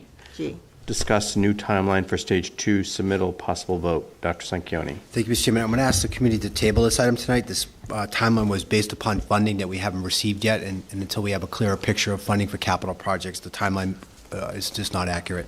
Okay, I'll ask for a motion to table. I'll make that motion to table. Second. G. I'll ask for a vote. Mrs. Farnworth? Yes. Mrs. Pavo? Yes. Mr. Dakotas? Yes. And I vote yes. Up to item 5H, audit presentation. Ms. Roderick, are you still there? Yes, I'm still here. She's has to remote in today. Okay. Okay. Can you folks hear me? She is. Yep. Oh. I'm sorry, can you hear me? Yes, we can. Yes, we can. I'm going to turn you up, but yep. Okay. Dan, can you please put up the audit presentation for me? Well, I can't really do both. It's either I put Amy's screen up there, her face up there, or I just put her presentation up Just there. put a presentation up. Put the presentation up, please. No offense. No offense, Amy. It's all good, trust me.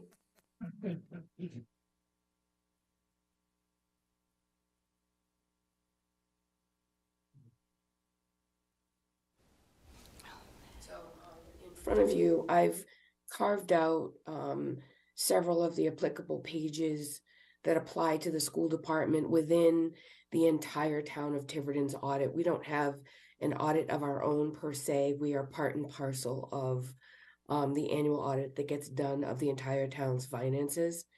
But the highlighted, in technical accounting terms, an audit is to provide an opinion on whether or not the financial statements represent the actual position and activities and financial operations of the entity being audited. And so in this particular case, I've highlighted for you, it says that the financial statements present fairly in all material respects the respective financial position of the government activities, business activities, each major fund, as of June 30, 2022. This is what's known as an unmodified opinion or an unqualified opinion, which means it's clean. If there was anything that they found that there's nothing that would in a major way distort the types of the financial information that you see within the financial statements that they've presented. The entire report is 186 pages long, and I've just carved out for you just the parts that apply to the school. So Dan, if you could do me a favor and go to the next page. Keep going, please. That's all just verbiage that the auditor provides, telling them what they did, whose responsibility the financial statements are, things like that. And yeah, if you could stop here, please, Dan, thank you.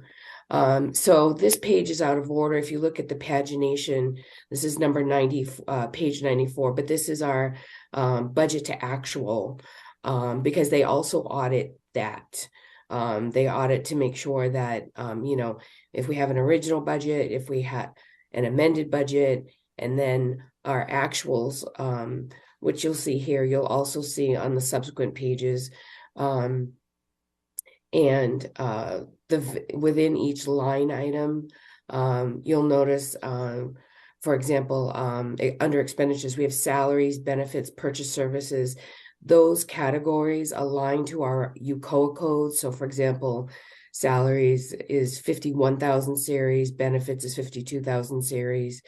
And this, you know, agrees with the final June report that I provided to you with the budget to actual. And as you can see, we were in the black by about $51,000 last year, even with all the financial challenges we had. I also wanted to point out that our actuals, in this particular regard, if you recall, they include all of our general fund expenses, including those for capital. So for example, the capital outlay line, that is the 57,000 series of expenditures. And in this particular case, last year, we spent, I believe, the dollar was 97,000 of the $2 million in capital money that we're getting from the town, or that we got from the town. And so that is also included in here, as is the revenue offset to that is in the transfer from the town of Tiverton. And the town of Tiverton, that's where our appropriations and capital money from the town is reported. And as you can see, our fund balance at June 30 is just under $1.1 million. I'm going to stop right there. That was a lot of tech accounting jargon, and I didn't know if anyone had any questions before I move on. So I'm going to open up the floor to questions on the part of the committee. Mrs. Farnworth? So Amy, net on a 30, sorry, my eyeglasses are not helping me today. On a $32 million budget, net, you came within 51,000. So We're both struggling with voice this evening. Yeah, she said on a $32 million budget, sort of we came within $51,000. Starting at $32 million, ending at $32 million less $51,000 in the black, which is a pretty good prediction. I think that's as close as we've ever seen it, honestly. Yeah. So I think that was a compliment. Yes, it was, Amy. In case you Yes, can't it hear me. was. I'm just translating. Sorry. No, it's okay. You know, community members watching can appreciate that as well, that we try to manage every dime right down to the wire, basically. If there are no other questions, Dan, can you move on to the next page, please? Just a moment, Amy. Questions, Mike or Elaine? No. Okay, go ahead, Amy. I'm sorry. We could continue. Okay. All right, if you could leave this page, stop at this page, please. So this is our, so our funds are broken up into unrestricted funds, which is our general operations, special revenue funds, which are grants and donations and other monies that are restricted or have some sort of fiduciary responsibility. And then we have the enterprise type funds. We have balance sheets, which is a snapshot in time as of June 30th. For each of those funds, however, I just selected the general fund, and that just basically shows us at the end of the year we had 140, I think, $47,000 in cash. Dan, can you go up to the top just a little bit, please? 149,000 due from state. That's just monies that were due to us from the treasurer that we have to record. The due from other funds, the 1.586 million, that those are the funds due to us from the town after June 30th. So when we close out the year, the year ends on June 30th, but we continue to pay bills for the month of July. And from a timing perspective, that is considered a receivable to the school department. And the town on their side has a payable for the exact same amount. We tie that out every year. And I'm sorry, that is for items for which we have paid after June 30th, but that apply to June 30th that were paid after June 30th, for which we are just waiting for the cash to come over from the town. Of which included in that is the, for accounting purposes, we record those items as accounts payable, like we still owe them as of June 30th. So part of the 1.586 million also includes not the entire 687,000 of expenses, but a good portion of that. We have some other accrued payroll and things in there that are just journal entries on the books. Dan, if you could please just scroll down just a little bit. And just keep going. Okay. And then if you stop right there, you can see under the fund balance, we have that almost $1.1 million in fund balance. So that ties to the budgetary analysis on the page prior, or the couple pages prior. Questions at this point? Amy, if we were $51,000 in the black, explain to me where we get a $1.1 million fund balance. Not quite that. We had a fund balance of $1,019,000, I believe, last year at June 30, 2021. And if you add the 51,000 to that, it gives you the 1,071,000. Okay. Dan, can you go back up to the page where the budget information is? And I'll show you, Dr. Larkin. Stop right there, please. So if you see, Dr. Larkin, it says fund balance July 1, 2021. Got it. Thank you, Dan. If you could continue, please. Okay, and going to the next page. So this is our what's our statement of activities, or what in a private business or a corporation would be called the P&L, the profit and loss, like for a municipality and other like nonprofits and so forth. It's a statement of revenues, expenditures, and changes in fund balance. So the I'm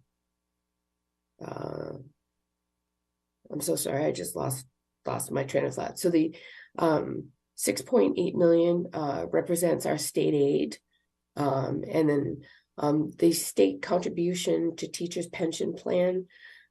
We don't actually receive that money. That is just a book entry with an offset down below for pension expense down under expenditures. But we have to report for financial statement purposes whatever the state contributes to the retirement system on the teacher's behalf. And that's just a book entry. And then our other revenue is also tuitions, any number of other things, rebates, if we get any sort of things like that, that would fall into that category. Dan, if you could scroll down just maybe halfway, please. Okay. And so if you're looking there, you're saying, oh my goodness, we only have 8.8 million in revenue, but we've got 34 million in expenditures. Well, as I mentioned, the 1.8 million is just a recording entry to show the expense for the Teachers pension plan, the 32,612,492 is exactly what we spent of our appropriations last year. And the offset, and that also includes the capital that was appropriated to us. And the offset to that is we don't actually record revenue from the town. It is recorded as a transfer in from the town. And if you notice on the far left on the town's page, town column, you'll see a transfer out for the exact same amount. And that's where the appropriation comes in again, both for, and any other funds we might get from them would be our regular appropriation and any capital appropriations, or I can't think off the top of my head about any other monies we would get for them, but that's where it's reported. It's not really revenue per se. It's an allotment that they statutorily have to give us, but we as part of the town are not earning revenue from the town, so they show it as a transfer. Questions at this point? Any questions? Nope, we're good. You can see again in the black by the 51,000, the beginning fund balance and the ending fund balance.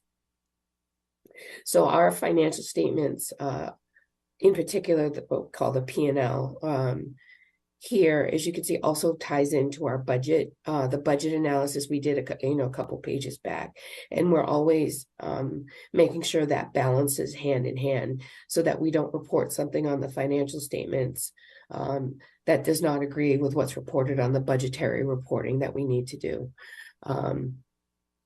Sometimes there are, as I mentioned, there are items on the financial statements here on the P&L, for example, the state contribution to the teacher's pension plan. That is a required disclosure by GAAP. We put that on there, but in the end, all the numbers need to land in the same place. Okay, going to the next one, please. If you could just stop right here, Dan, thank you. This is going to be a multi-page one, Dan, and I'm just going to start here, and then I'm going to bring you to the last page of the section. So these are our special revenue funds. These are all of our grants and all of our donations and so forth. And all of our grants are what is on a cost reimbursement basis. So we are required to expend the money first, and then we get reimbursed from RIDE or from the particular agency that we're getting money from. Excuse me, in some instances, the numbers aren't exact. For example, you'll see that SPED, Special Education IDEA, we spent $387,000. We got reimbursed $387,000. If you go out over to the IDEA preschool, we received 11,816, but only spent 11,779, and that's just a timing difference. And I spared you all the pages of the balance sheet. So Dan, if you could do me a favor and just scroll down to the last line of this particular page. Yeah, right there. Thank you. Right there. I'm touching the screen like that matters.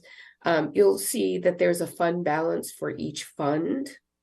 And if there is any balance left over, 99.9% of the time that rolls over to the next year, or is able to be used to the next year, or helps us address timing differences or potentially payables that happen at the end of the year, but that we are required to record as an expense and get reimbursed for, but actually don't pay out until, sometime in July. So Dan, if you could continue down a few pages, please. And just kind of slowly, if you could stop here briefly. So here are ESSER 2 funds.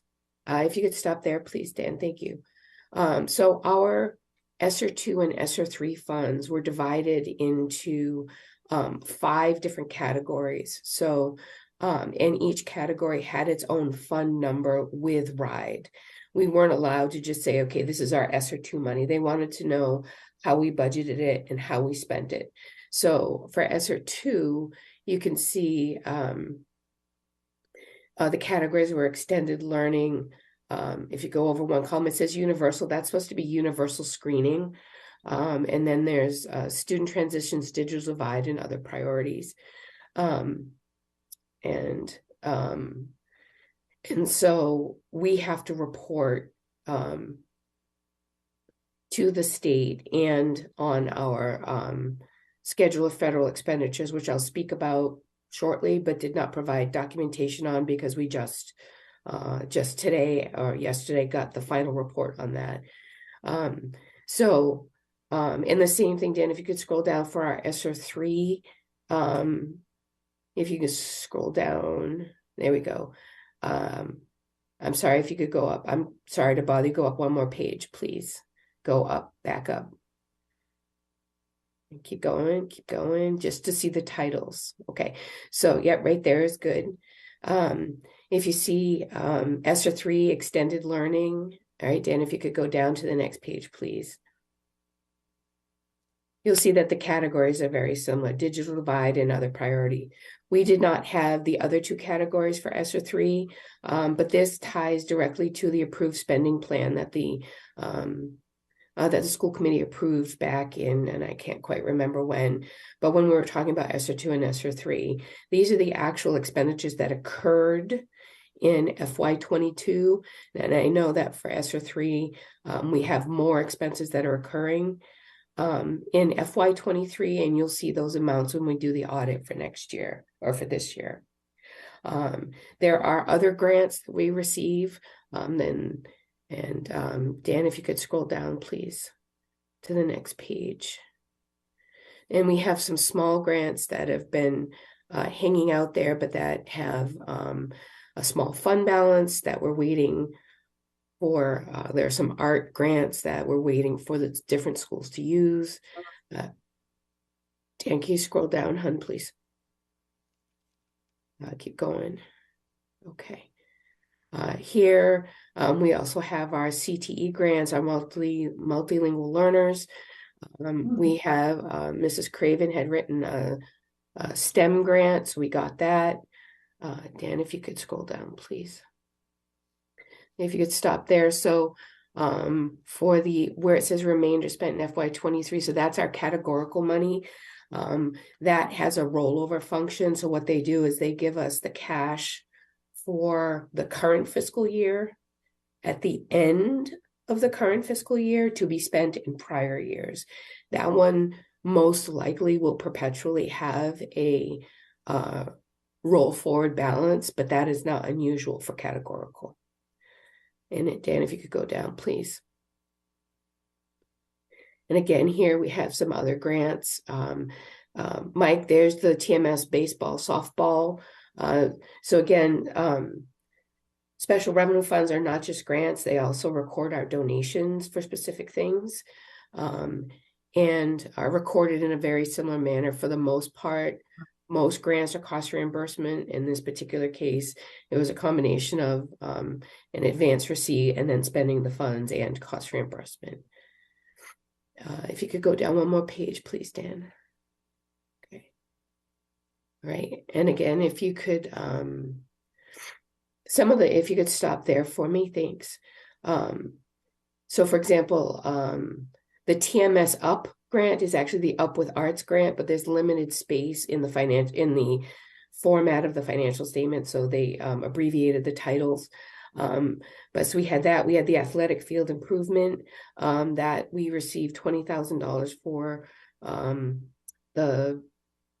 the archway or the gateway at the athletic field, and we spent half of it. We made a deposit and they finished it after July 1st. So we paid them the remainder balance in FY23. So that's why there's a balance there.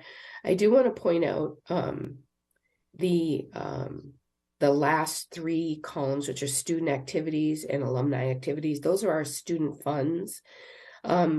Last year was the first year that we were required to report those on the financial statement. So Dan, if you could do me a favor and go just to the bottom of this particular page, right there, thank you. So as I said, the remainder of the the archway improvement we spent in FY23. But if you look at the last three columns of the remaining balance that we have, or the fund balance we have for all of our special revenue funds, of the 276, 236, the last three columns comprise $213,766. Those are fiduciary funds. Those funds don't belong to the school. Those, like I said, are the student activity funds and the alumni funds. And they are on here because GAAP now requires us to report them here as such. And if you take the difference between the 276 and the 213, I'm going to use a round figure, that's about $60,000, of which carryover, that would be, so if you take out these, the student activity funds, a good portion of the remainder of that would be that categorical fund that I told you that would perpetually have a rollover component to it. I've thrown a lot of nerdy accounting information at you. I'll stop at this point before we go on to the enterprise funds to see if there are any questions.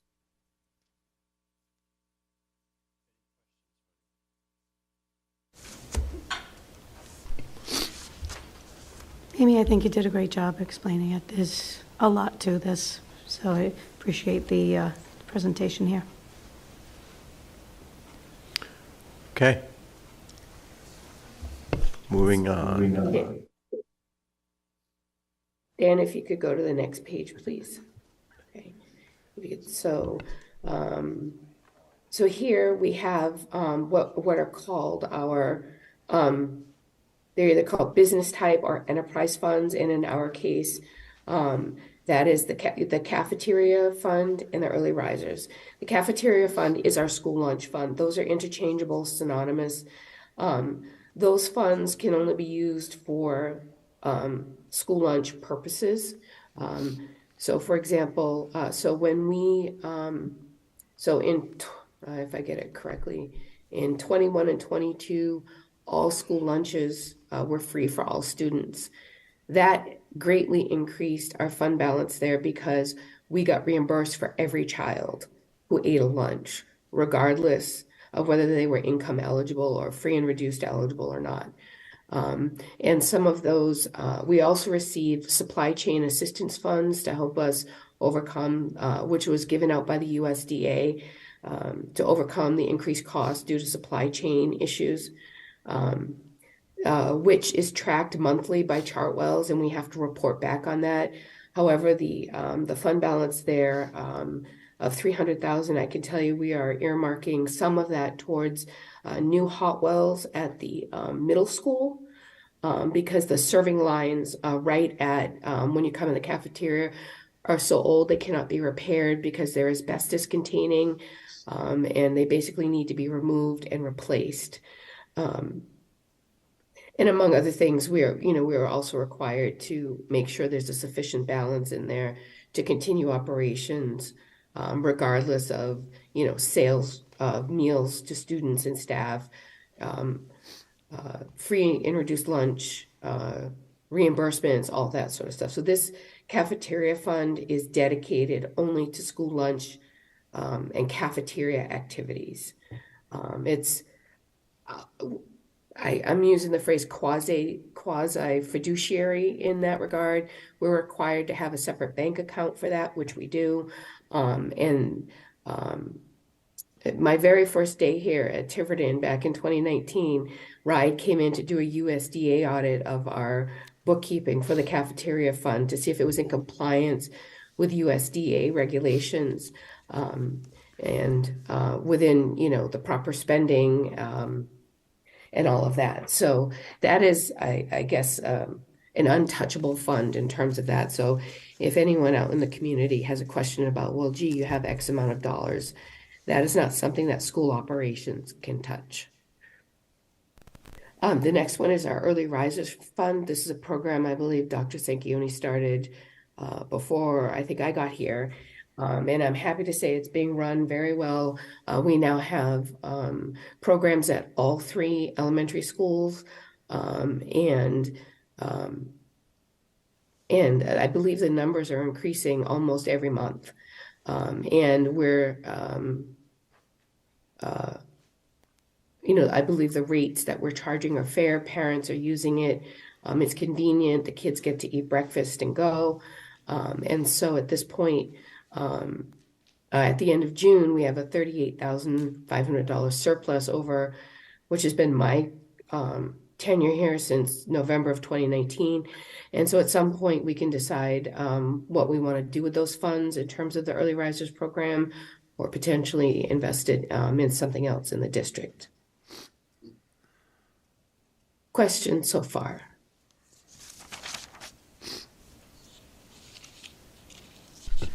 Any additional questions? Amy, on the cafeteria funds,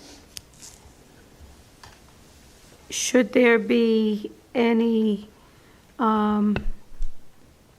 reallocation for some of that fund balance to invest in the TMS cafeteria?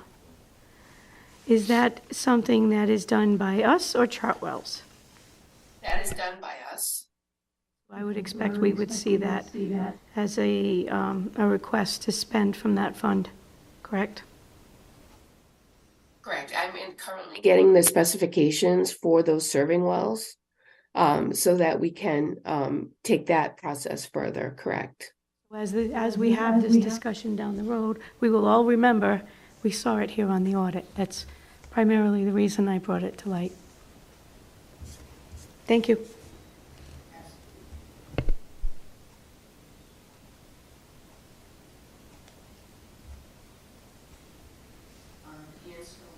With this, I know this is the latter part of the evening. The auditors go through everything I've just shown you and more. And I wanted to let you know that when I was speaking with speaking about the special revenue funds, some of those grants are federal funds. Some of them, they are federal funds that flow through the state. Some are private donations, some are private grants like Van Buren. And I believe the Up With Arts grant is also a private grant. However, all of our federal expenditures, revenue and expenditures that were noted in the special revenue funds also tie out to our single audit, which is the audit of federal expenditures for a given year. And so that report, like I said, I received the final report for that yesterday, and that also came back clean in terms of spending appropriately, reporting appropriately, compliance with the compliance supplement about how the funds can be used and what the eligibility is. And this year, they tested the ESSER funds, all of the ESSER funds, and the cafeteria fund. And the reason, there's a little bit of overlap because the cafeteria funds, our reimbursements from the state are actually funded by the USDA. And so, and it's kind of an apples to oranges report here versus that, but I can tell you that came back with no findings and a clean opinion as well. So and I want to give credit to the ladies in the main office who we have finally got to a point where we're running like a well-oiled machine, and we're able to keep the book squeaky clean and transparent, and able to tie, one reporting requirement to another reporting requirement.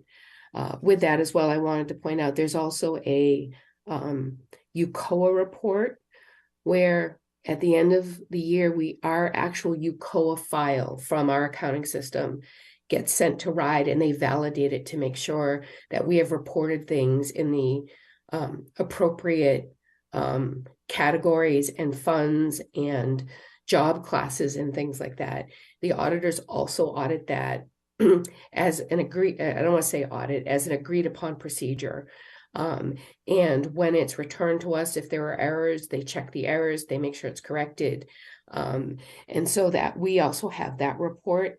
And I wanted to mention that just yesterday, and today, with Dan's help, we posted the financial statements, the single audit, and the UCOA report on our website.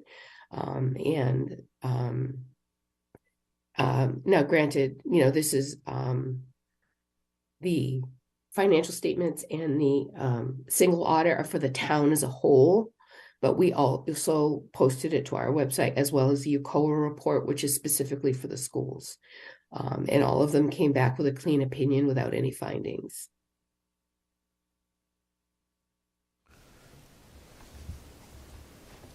Okay, thank you, Amy. So I think this is... Sorry?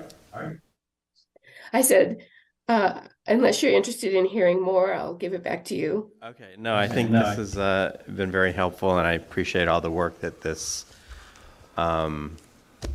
entails.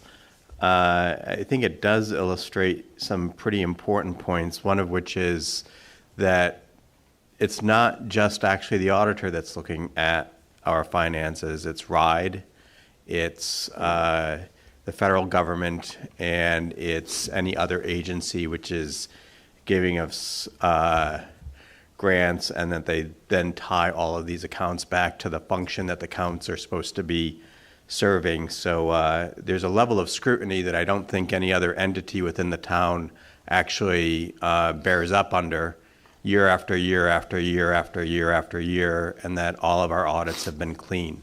So I appreciate all the work that you've done, which does come to an issue that was raised last night at the town council, that they have voted to retain a firm to do a forensic audit. Can you tell me a little bit, and not too much, I don't want to take up too much of your time, but exactly what that implies and what that implies for you in terms of an additional workload? Certainly, thank you for letting me speak to this. First, let me say I'm happy to undergo any audit. Like I said, our books are clean, our records are clean, our practices are clean, and I'm happy to share that with anyone should they ask. Happy to do that. So without getting into too much accounting jargon, when there is a financial statement audit, as I just explained to you here, that is to express an opinion as to whether or not the financial statements fairly represent the position and activities of a given entity. They do not go through every transaction. They actually they test our internal controls. We have our accounting procedures, and they make sure we follow those procedures, the accounting procedures, based on what our procedures are, because what we might do for something could be different from another nonprofit or for-profit organization. So, and they make sure we have segregation of duties, which means, for example, one person cannot issue a PO, enter the bill into payables, print the check, and sign the check. Can't do that. All of that is segregated within our office, as it should be in any organization. So, but they go through this. When the UCOA, quote unquote, audit is really, that is sent to RIDE and sent through, I believe they either have like a data analysis system or some algorithm to make sure, because there are certain combinations of account codes, funds, and of the giant chart string. There are certain combinations that are allowed. There are certain combinations that are not allowed by RIDE's dictation, not by us. And they will kick those out. We will have to make journal entries to correct it. We send it back. Only when we get it back as a clean file, we give it to the auditors, and then we have to sign an attestation saying the auditors audited it, it agrees to the financial statements, and is in compliance with RIDE regulations. And then and I know this is a little longer winded in terms of the federal audit. That is also conducted by our auditors on behalf of, obviously, the federal government. But because we receive more than $750,000 a year in federal money from all sources. We are required to have a single audit. That is a financial statement audit in that it's actually more of a compliance audit. Were we entitled to the money? Did we spend it like we said we were going to spend it? And did we request reimbursement appropriately? And it lists a number of other things. With a forensic audit, so again, it depends on the scope of the audit that the town council is asking for. A forensic audit potentially, and again, I don't know what they have in mind, can cover any time period. It could be, I don't know, this year. Is it going to be 5 years back? Is it, I don't know what their expectations are. They're going to use data analytics, and they're going to request all of our accounting policies and our accounting procedures. They're going to compare what we've done, not only to, have we followed policies and procedures? Are we complying with procurement and so forth,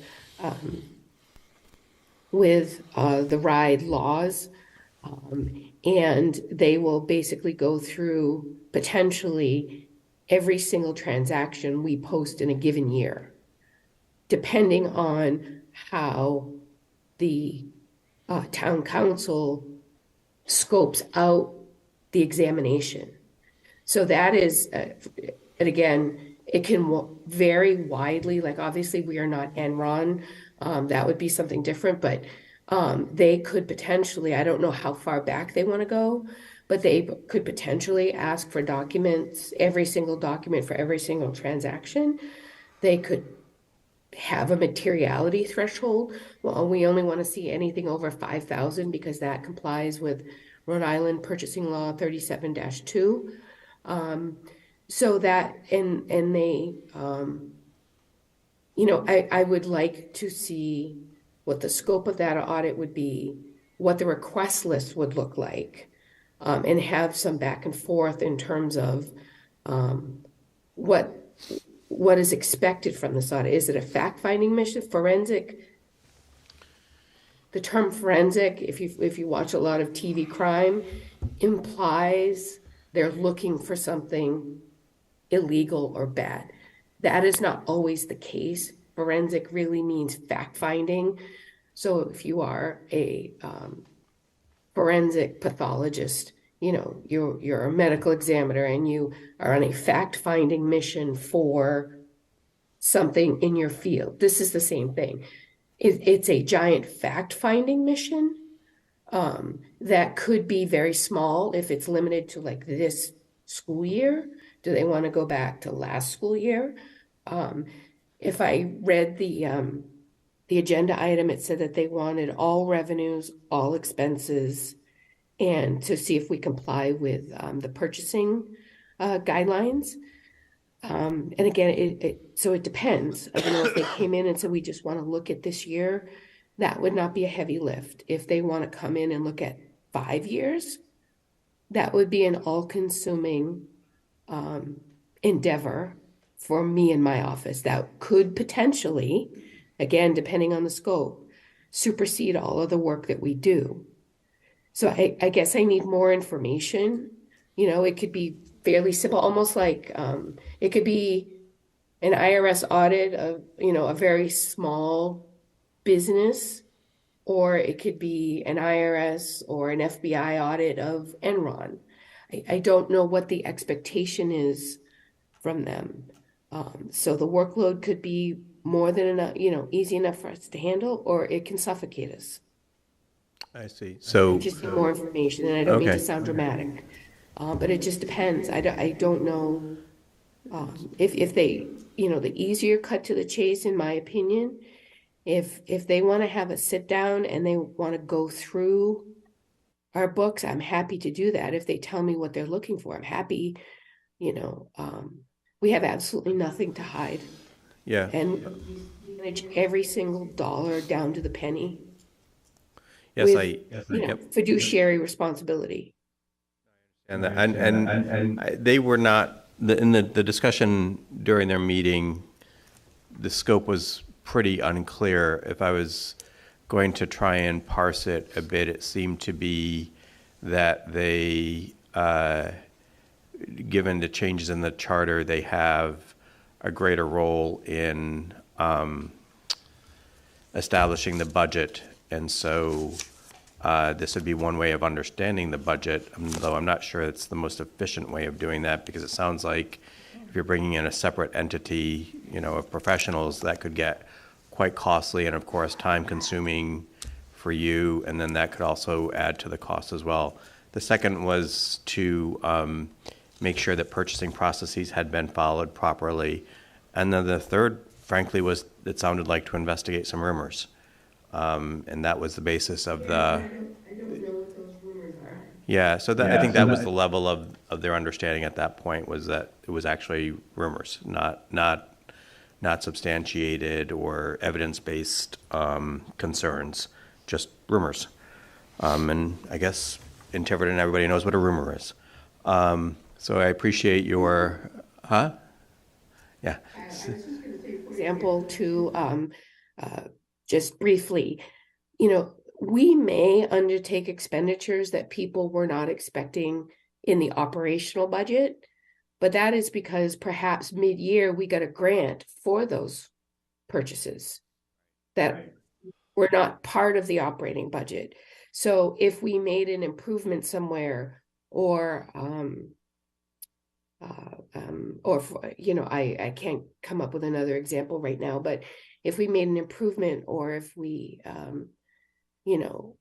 addressed an ailing resource for students, say, I'm pulling this out of thin air, say touch views,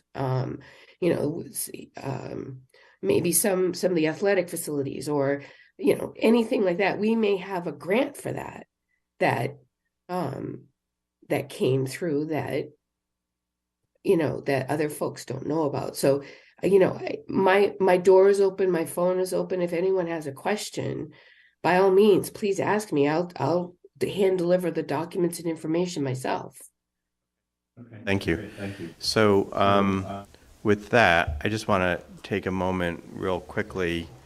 One of the rumors is that the district has been paying for rent for a couple of administrators. Just a yes or no, you have no evidence, or that is not correct? That is absolutely 100% false. Okay, and Dr. Sanchioni, you can confirm that is absolutely false as well? Preposterous, false. Okay, thank you. Those were the answers You're paying rent, I'll take some mortgage assistance. I appreciate that. Get in that business, I'll let you know. Mrs. Farnworth, I know you have a... If anything like that came across my desk, I would be marching into Dr. Sanchioni's office and straightening it out. Yeah. And I appreciate your point about... I appreciate your point about there being segregation of duties and therefore, pretty secure checks and balances within the offices in terms of something like that possibly going on. Mrs. Farnworth, I think you had something as well. I do want to bring out a couple points. And again, sorry for the wonderful voice that's showing up tonight in Ravage. Yes. And I want to get closer to the microphone, that might... And I certainly, thank you for asking about these rumors, in a small town, gossip abounds. And it's unfortunate that seems to be at least a part of the basis for their action.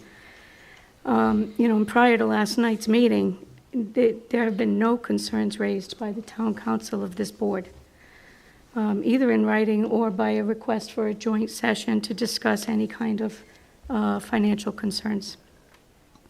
Frankly, I'm disappointed that our elected officials have chosen instead to just move on with what could very well be a very expensive path to find, I'm not sure what it is they're looking for.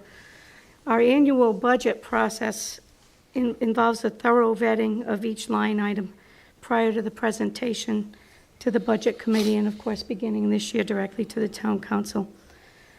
Full backup is provided. It's been thoroughly vetted. And members of our administration and our school committee are always present and able to explain any of the questions that may be raised by either the Budget Committee or the Town Council. I do expect the same will take place this year. I think that information has always been out there. I think there are several members of the Town Council who have served on budget committees before and who are very familiar with the financial operations of the school district. And I'll just leave it right there. We move forward. We do our jobs, from our perspective, for the benefit of all the children in this town, and that's where our focus needs to stay. Okay, thank you. I think there was also a question. So, one of the other questions that was raised, I think, appropriately within the context of their discussion is if they were going to do a forensic audit of the school district, should they also be doing a forensic audit of the town? And the answer to that was that every invoice was reviewed by the town administrator, which I think is reassuring.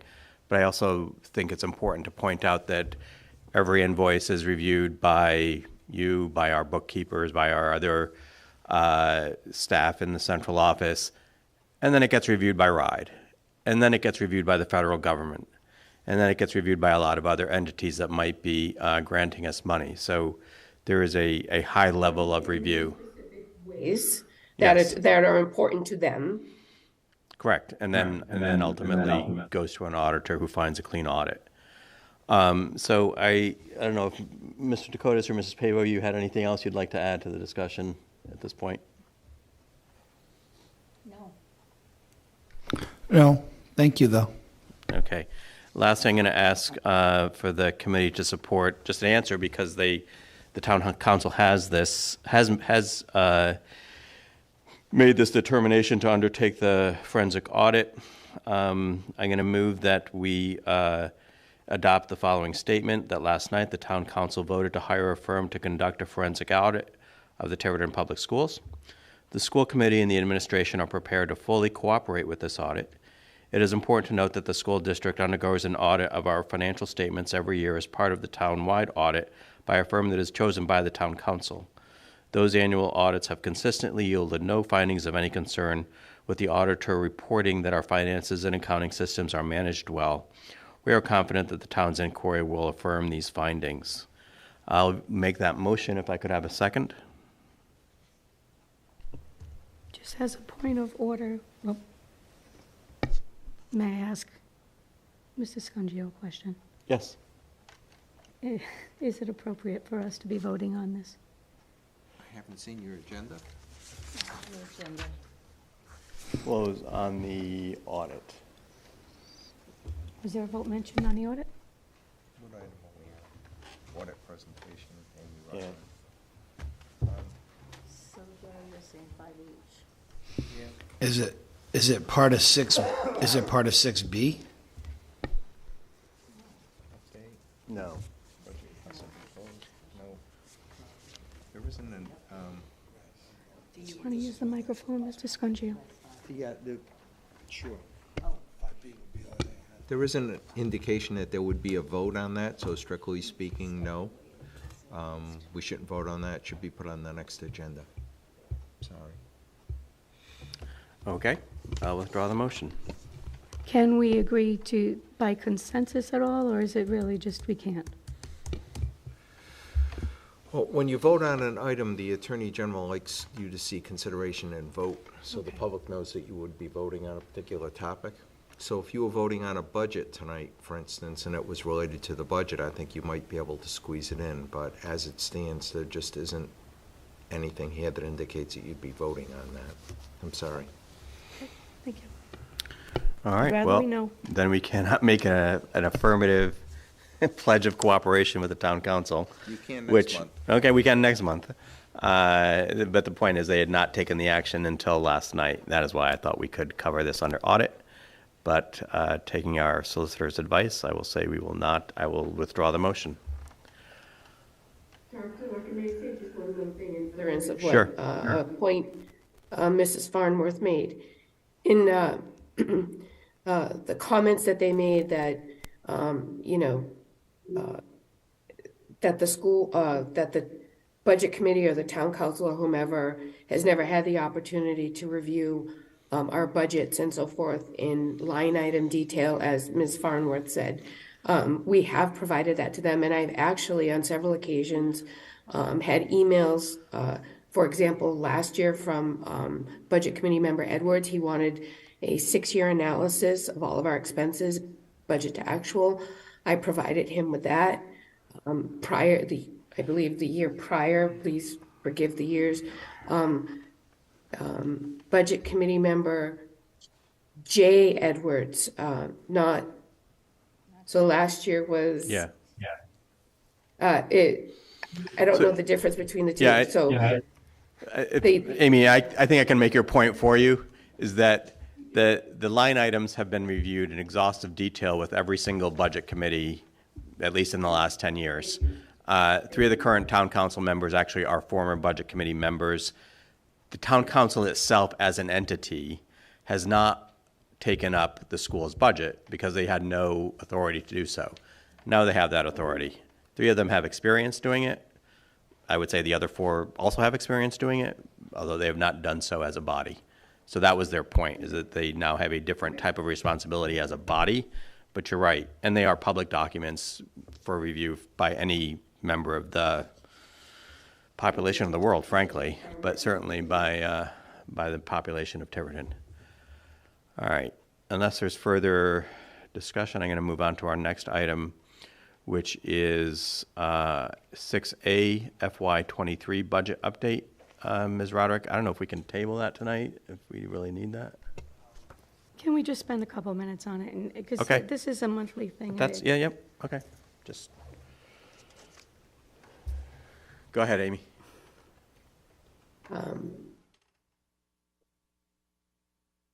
So Dan's going to put it up for me.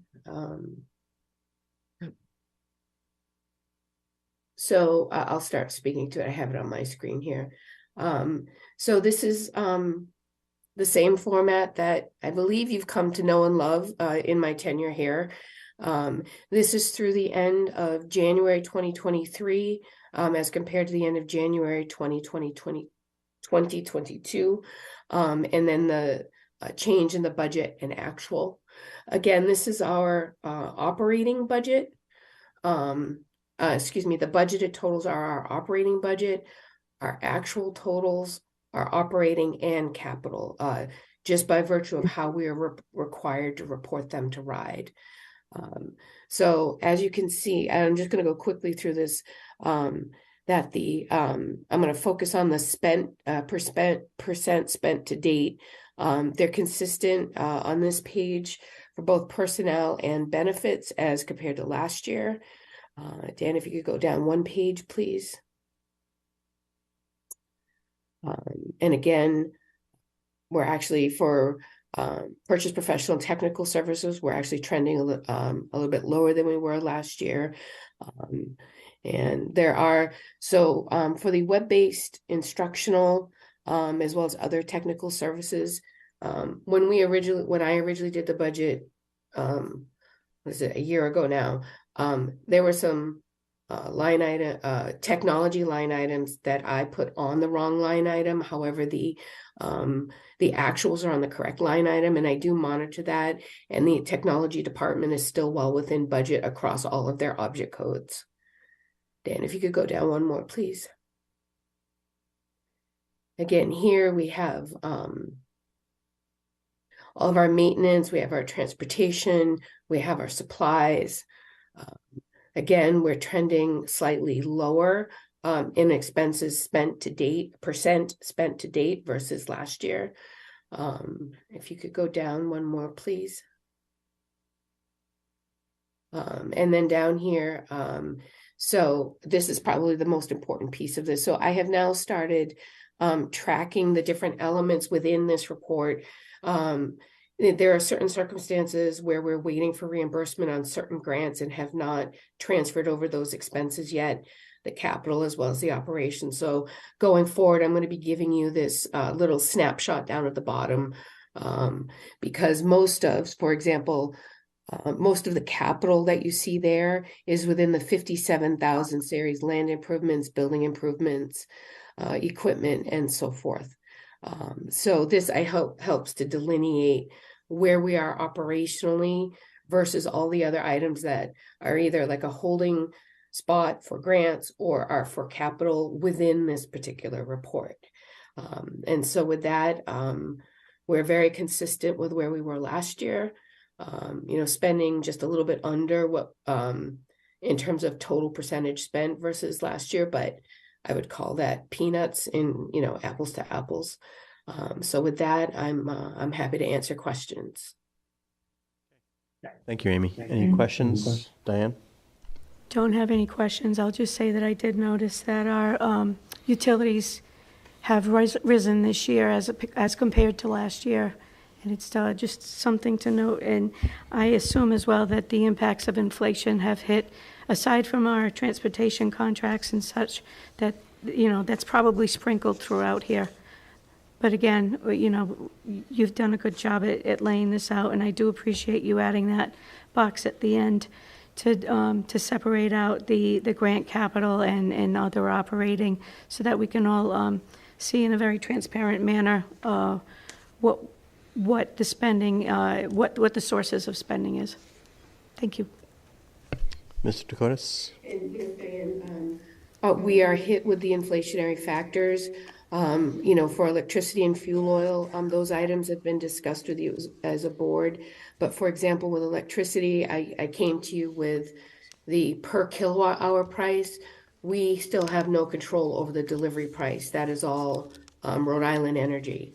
So some of that is a little bit of an unknown, but I'm confident that unless there is a doubling or quadrupling of inflation in the next few months, that we can certainly absorb those. And I, at this point in time, am expecting to come in on budget as we did last year and the year before.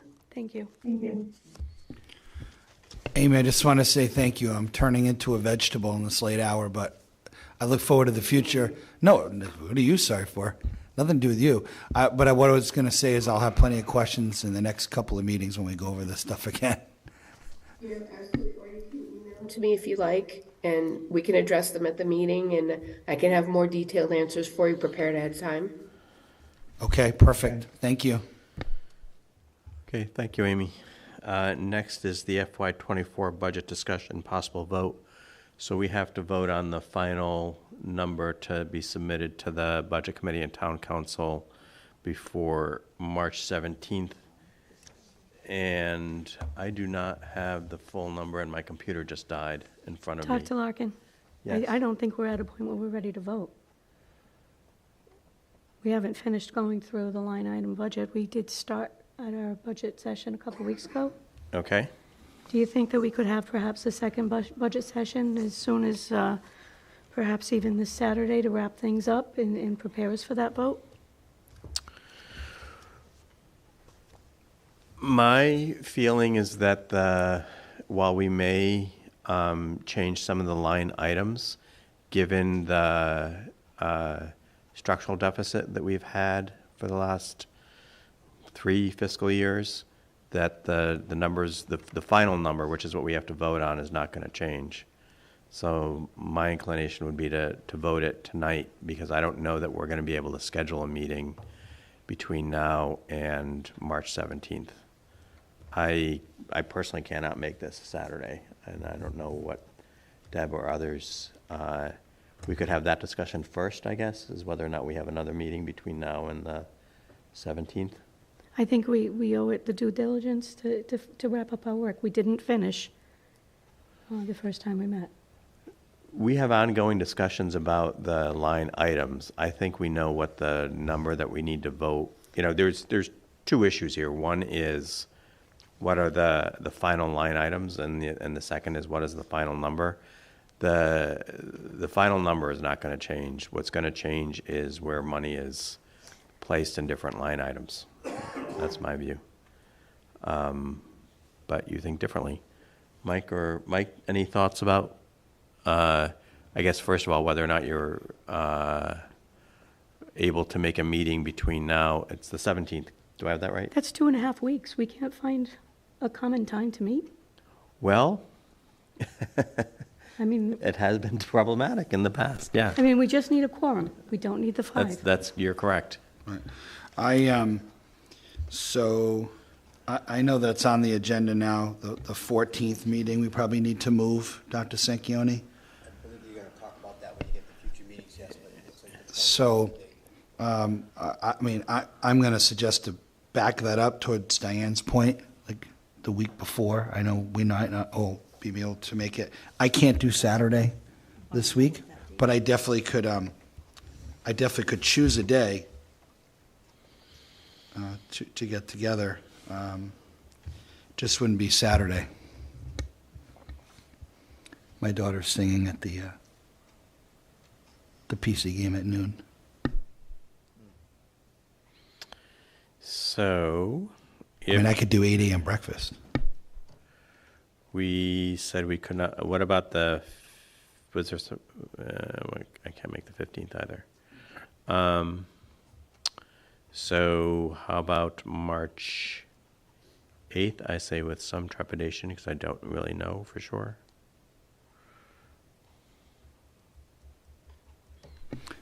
I know I can't do the 8th. I'm sorry. Not doing the 8th. I just can't do it.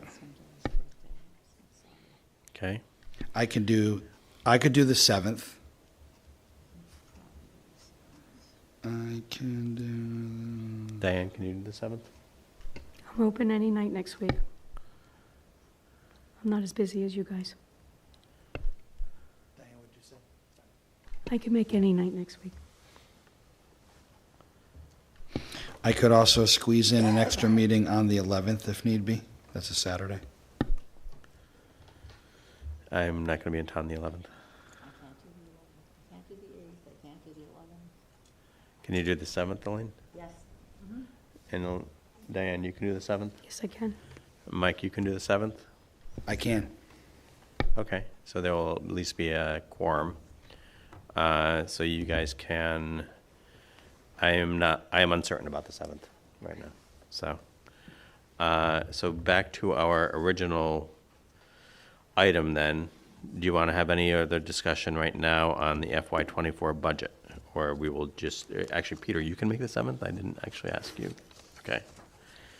So we can defer the remainder of the discussion to, we defer the remainder of the discussion to the 7th when people might be a little bit more awake, or if you would like to discuss further tonight, that's dead. I'm not sure why I'm opening it.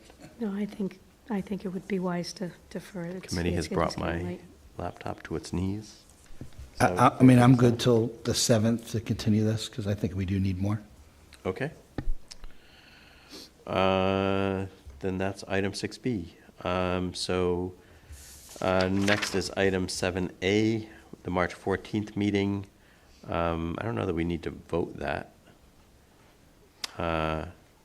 We can just confirm it's just by consensus that we're going to change that to the 20th, I think. 20th? Okay. Just because I want to get the invitations out. Yep. Is that good? I'm good with the 20th. Elaine, you're good with the 20th? And that's a Monday, correct? Because we're That's a having Monday. the Like the legislators. the legislatures. Same time, 7 or earlier? Same time? You're present. 7. 7? Yeah. And then March 28th, we'll continue discussion of the budget, even though that'll be post the date that we actually submit. We can continue ongoing discussions. Don't know when we'll go before either the budget committee or the town council. I haven't heard anything from them yet. Okay. Any other discussion about future meeting dates or agenda topics? And we still have the 28th, correct? That's still 28th is that's there as regularly well. scheduled, yes. So right now we're meeting on the 7th, the 20th, and the 28th. What time on the 7th? 7 o'clock? 7. Good question. That's next Tuesday. Tuesday. Okay, so then I'm going to ask for a motion to move into executive session under Rhode Island General Law 42465A1, job performance, character, physical or mental health, administrative contract. Rhode Island General Law 42465A3, discussion on the matter of security in the Tiverton Public Schools, and Rhode Island General Law 42465A2, negotiation update, Council 94. I'll make that motion. Good night, Amy. Amy. Thank you. A second. Motion's been made and seconded. Mr. Dakotas? Yes. Mrs. Pavo? Yes. Mrs. Farnworth? Yes. And I vote yes. We are now in executive session.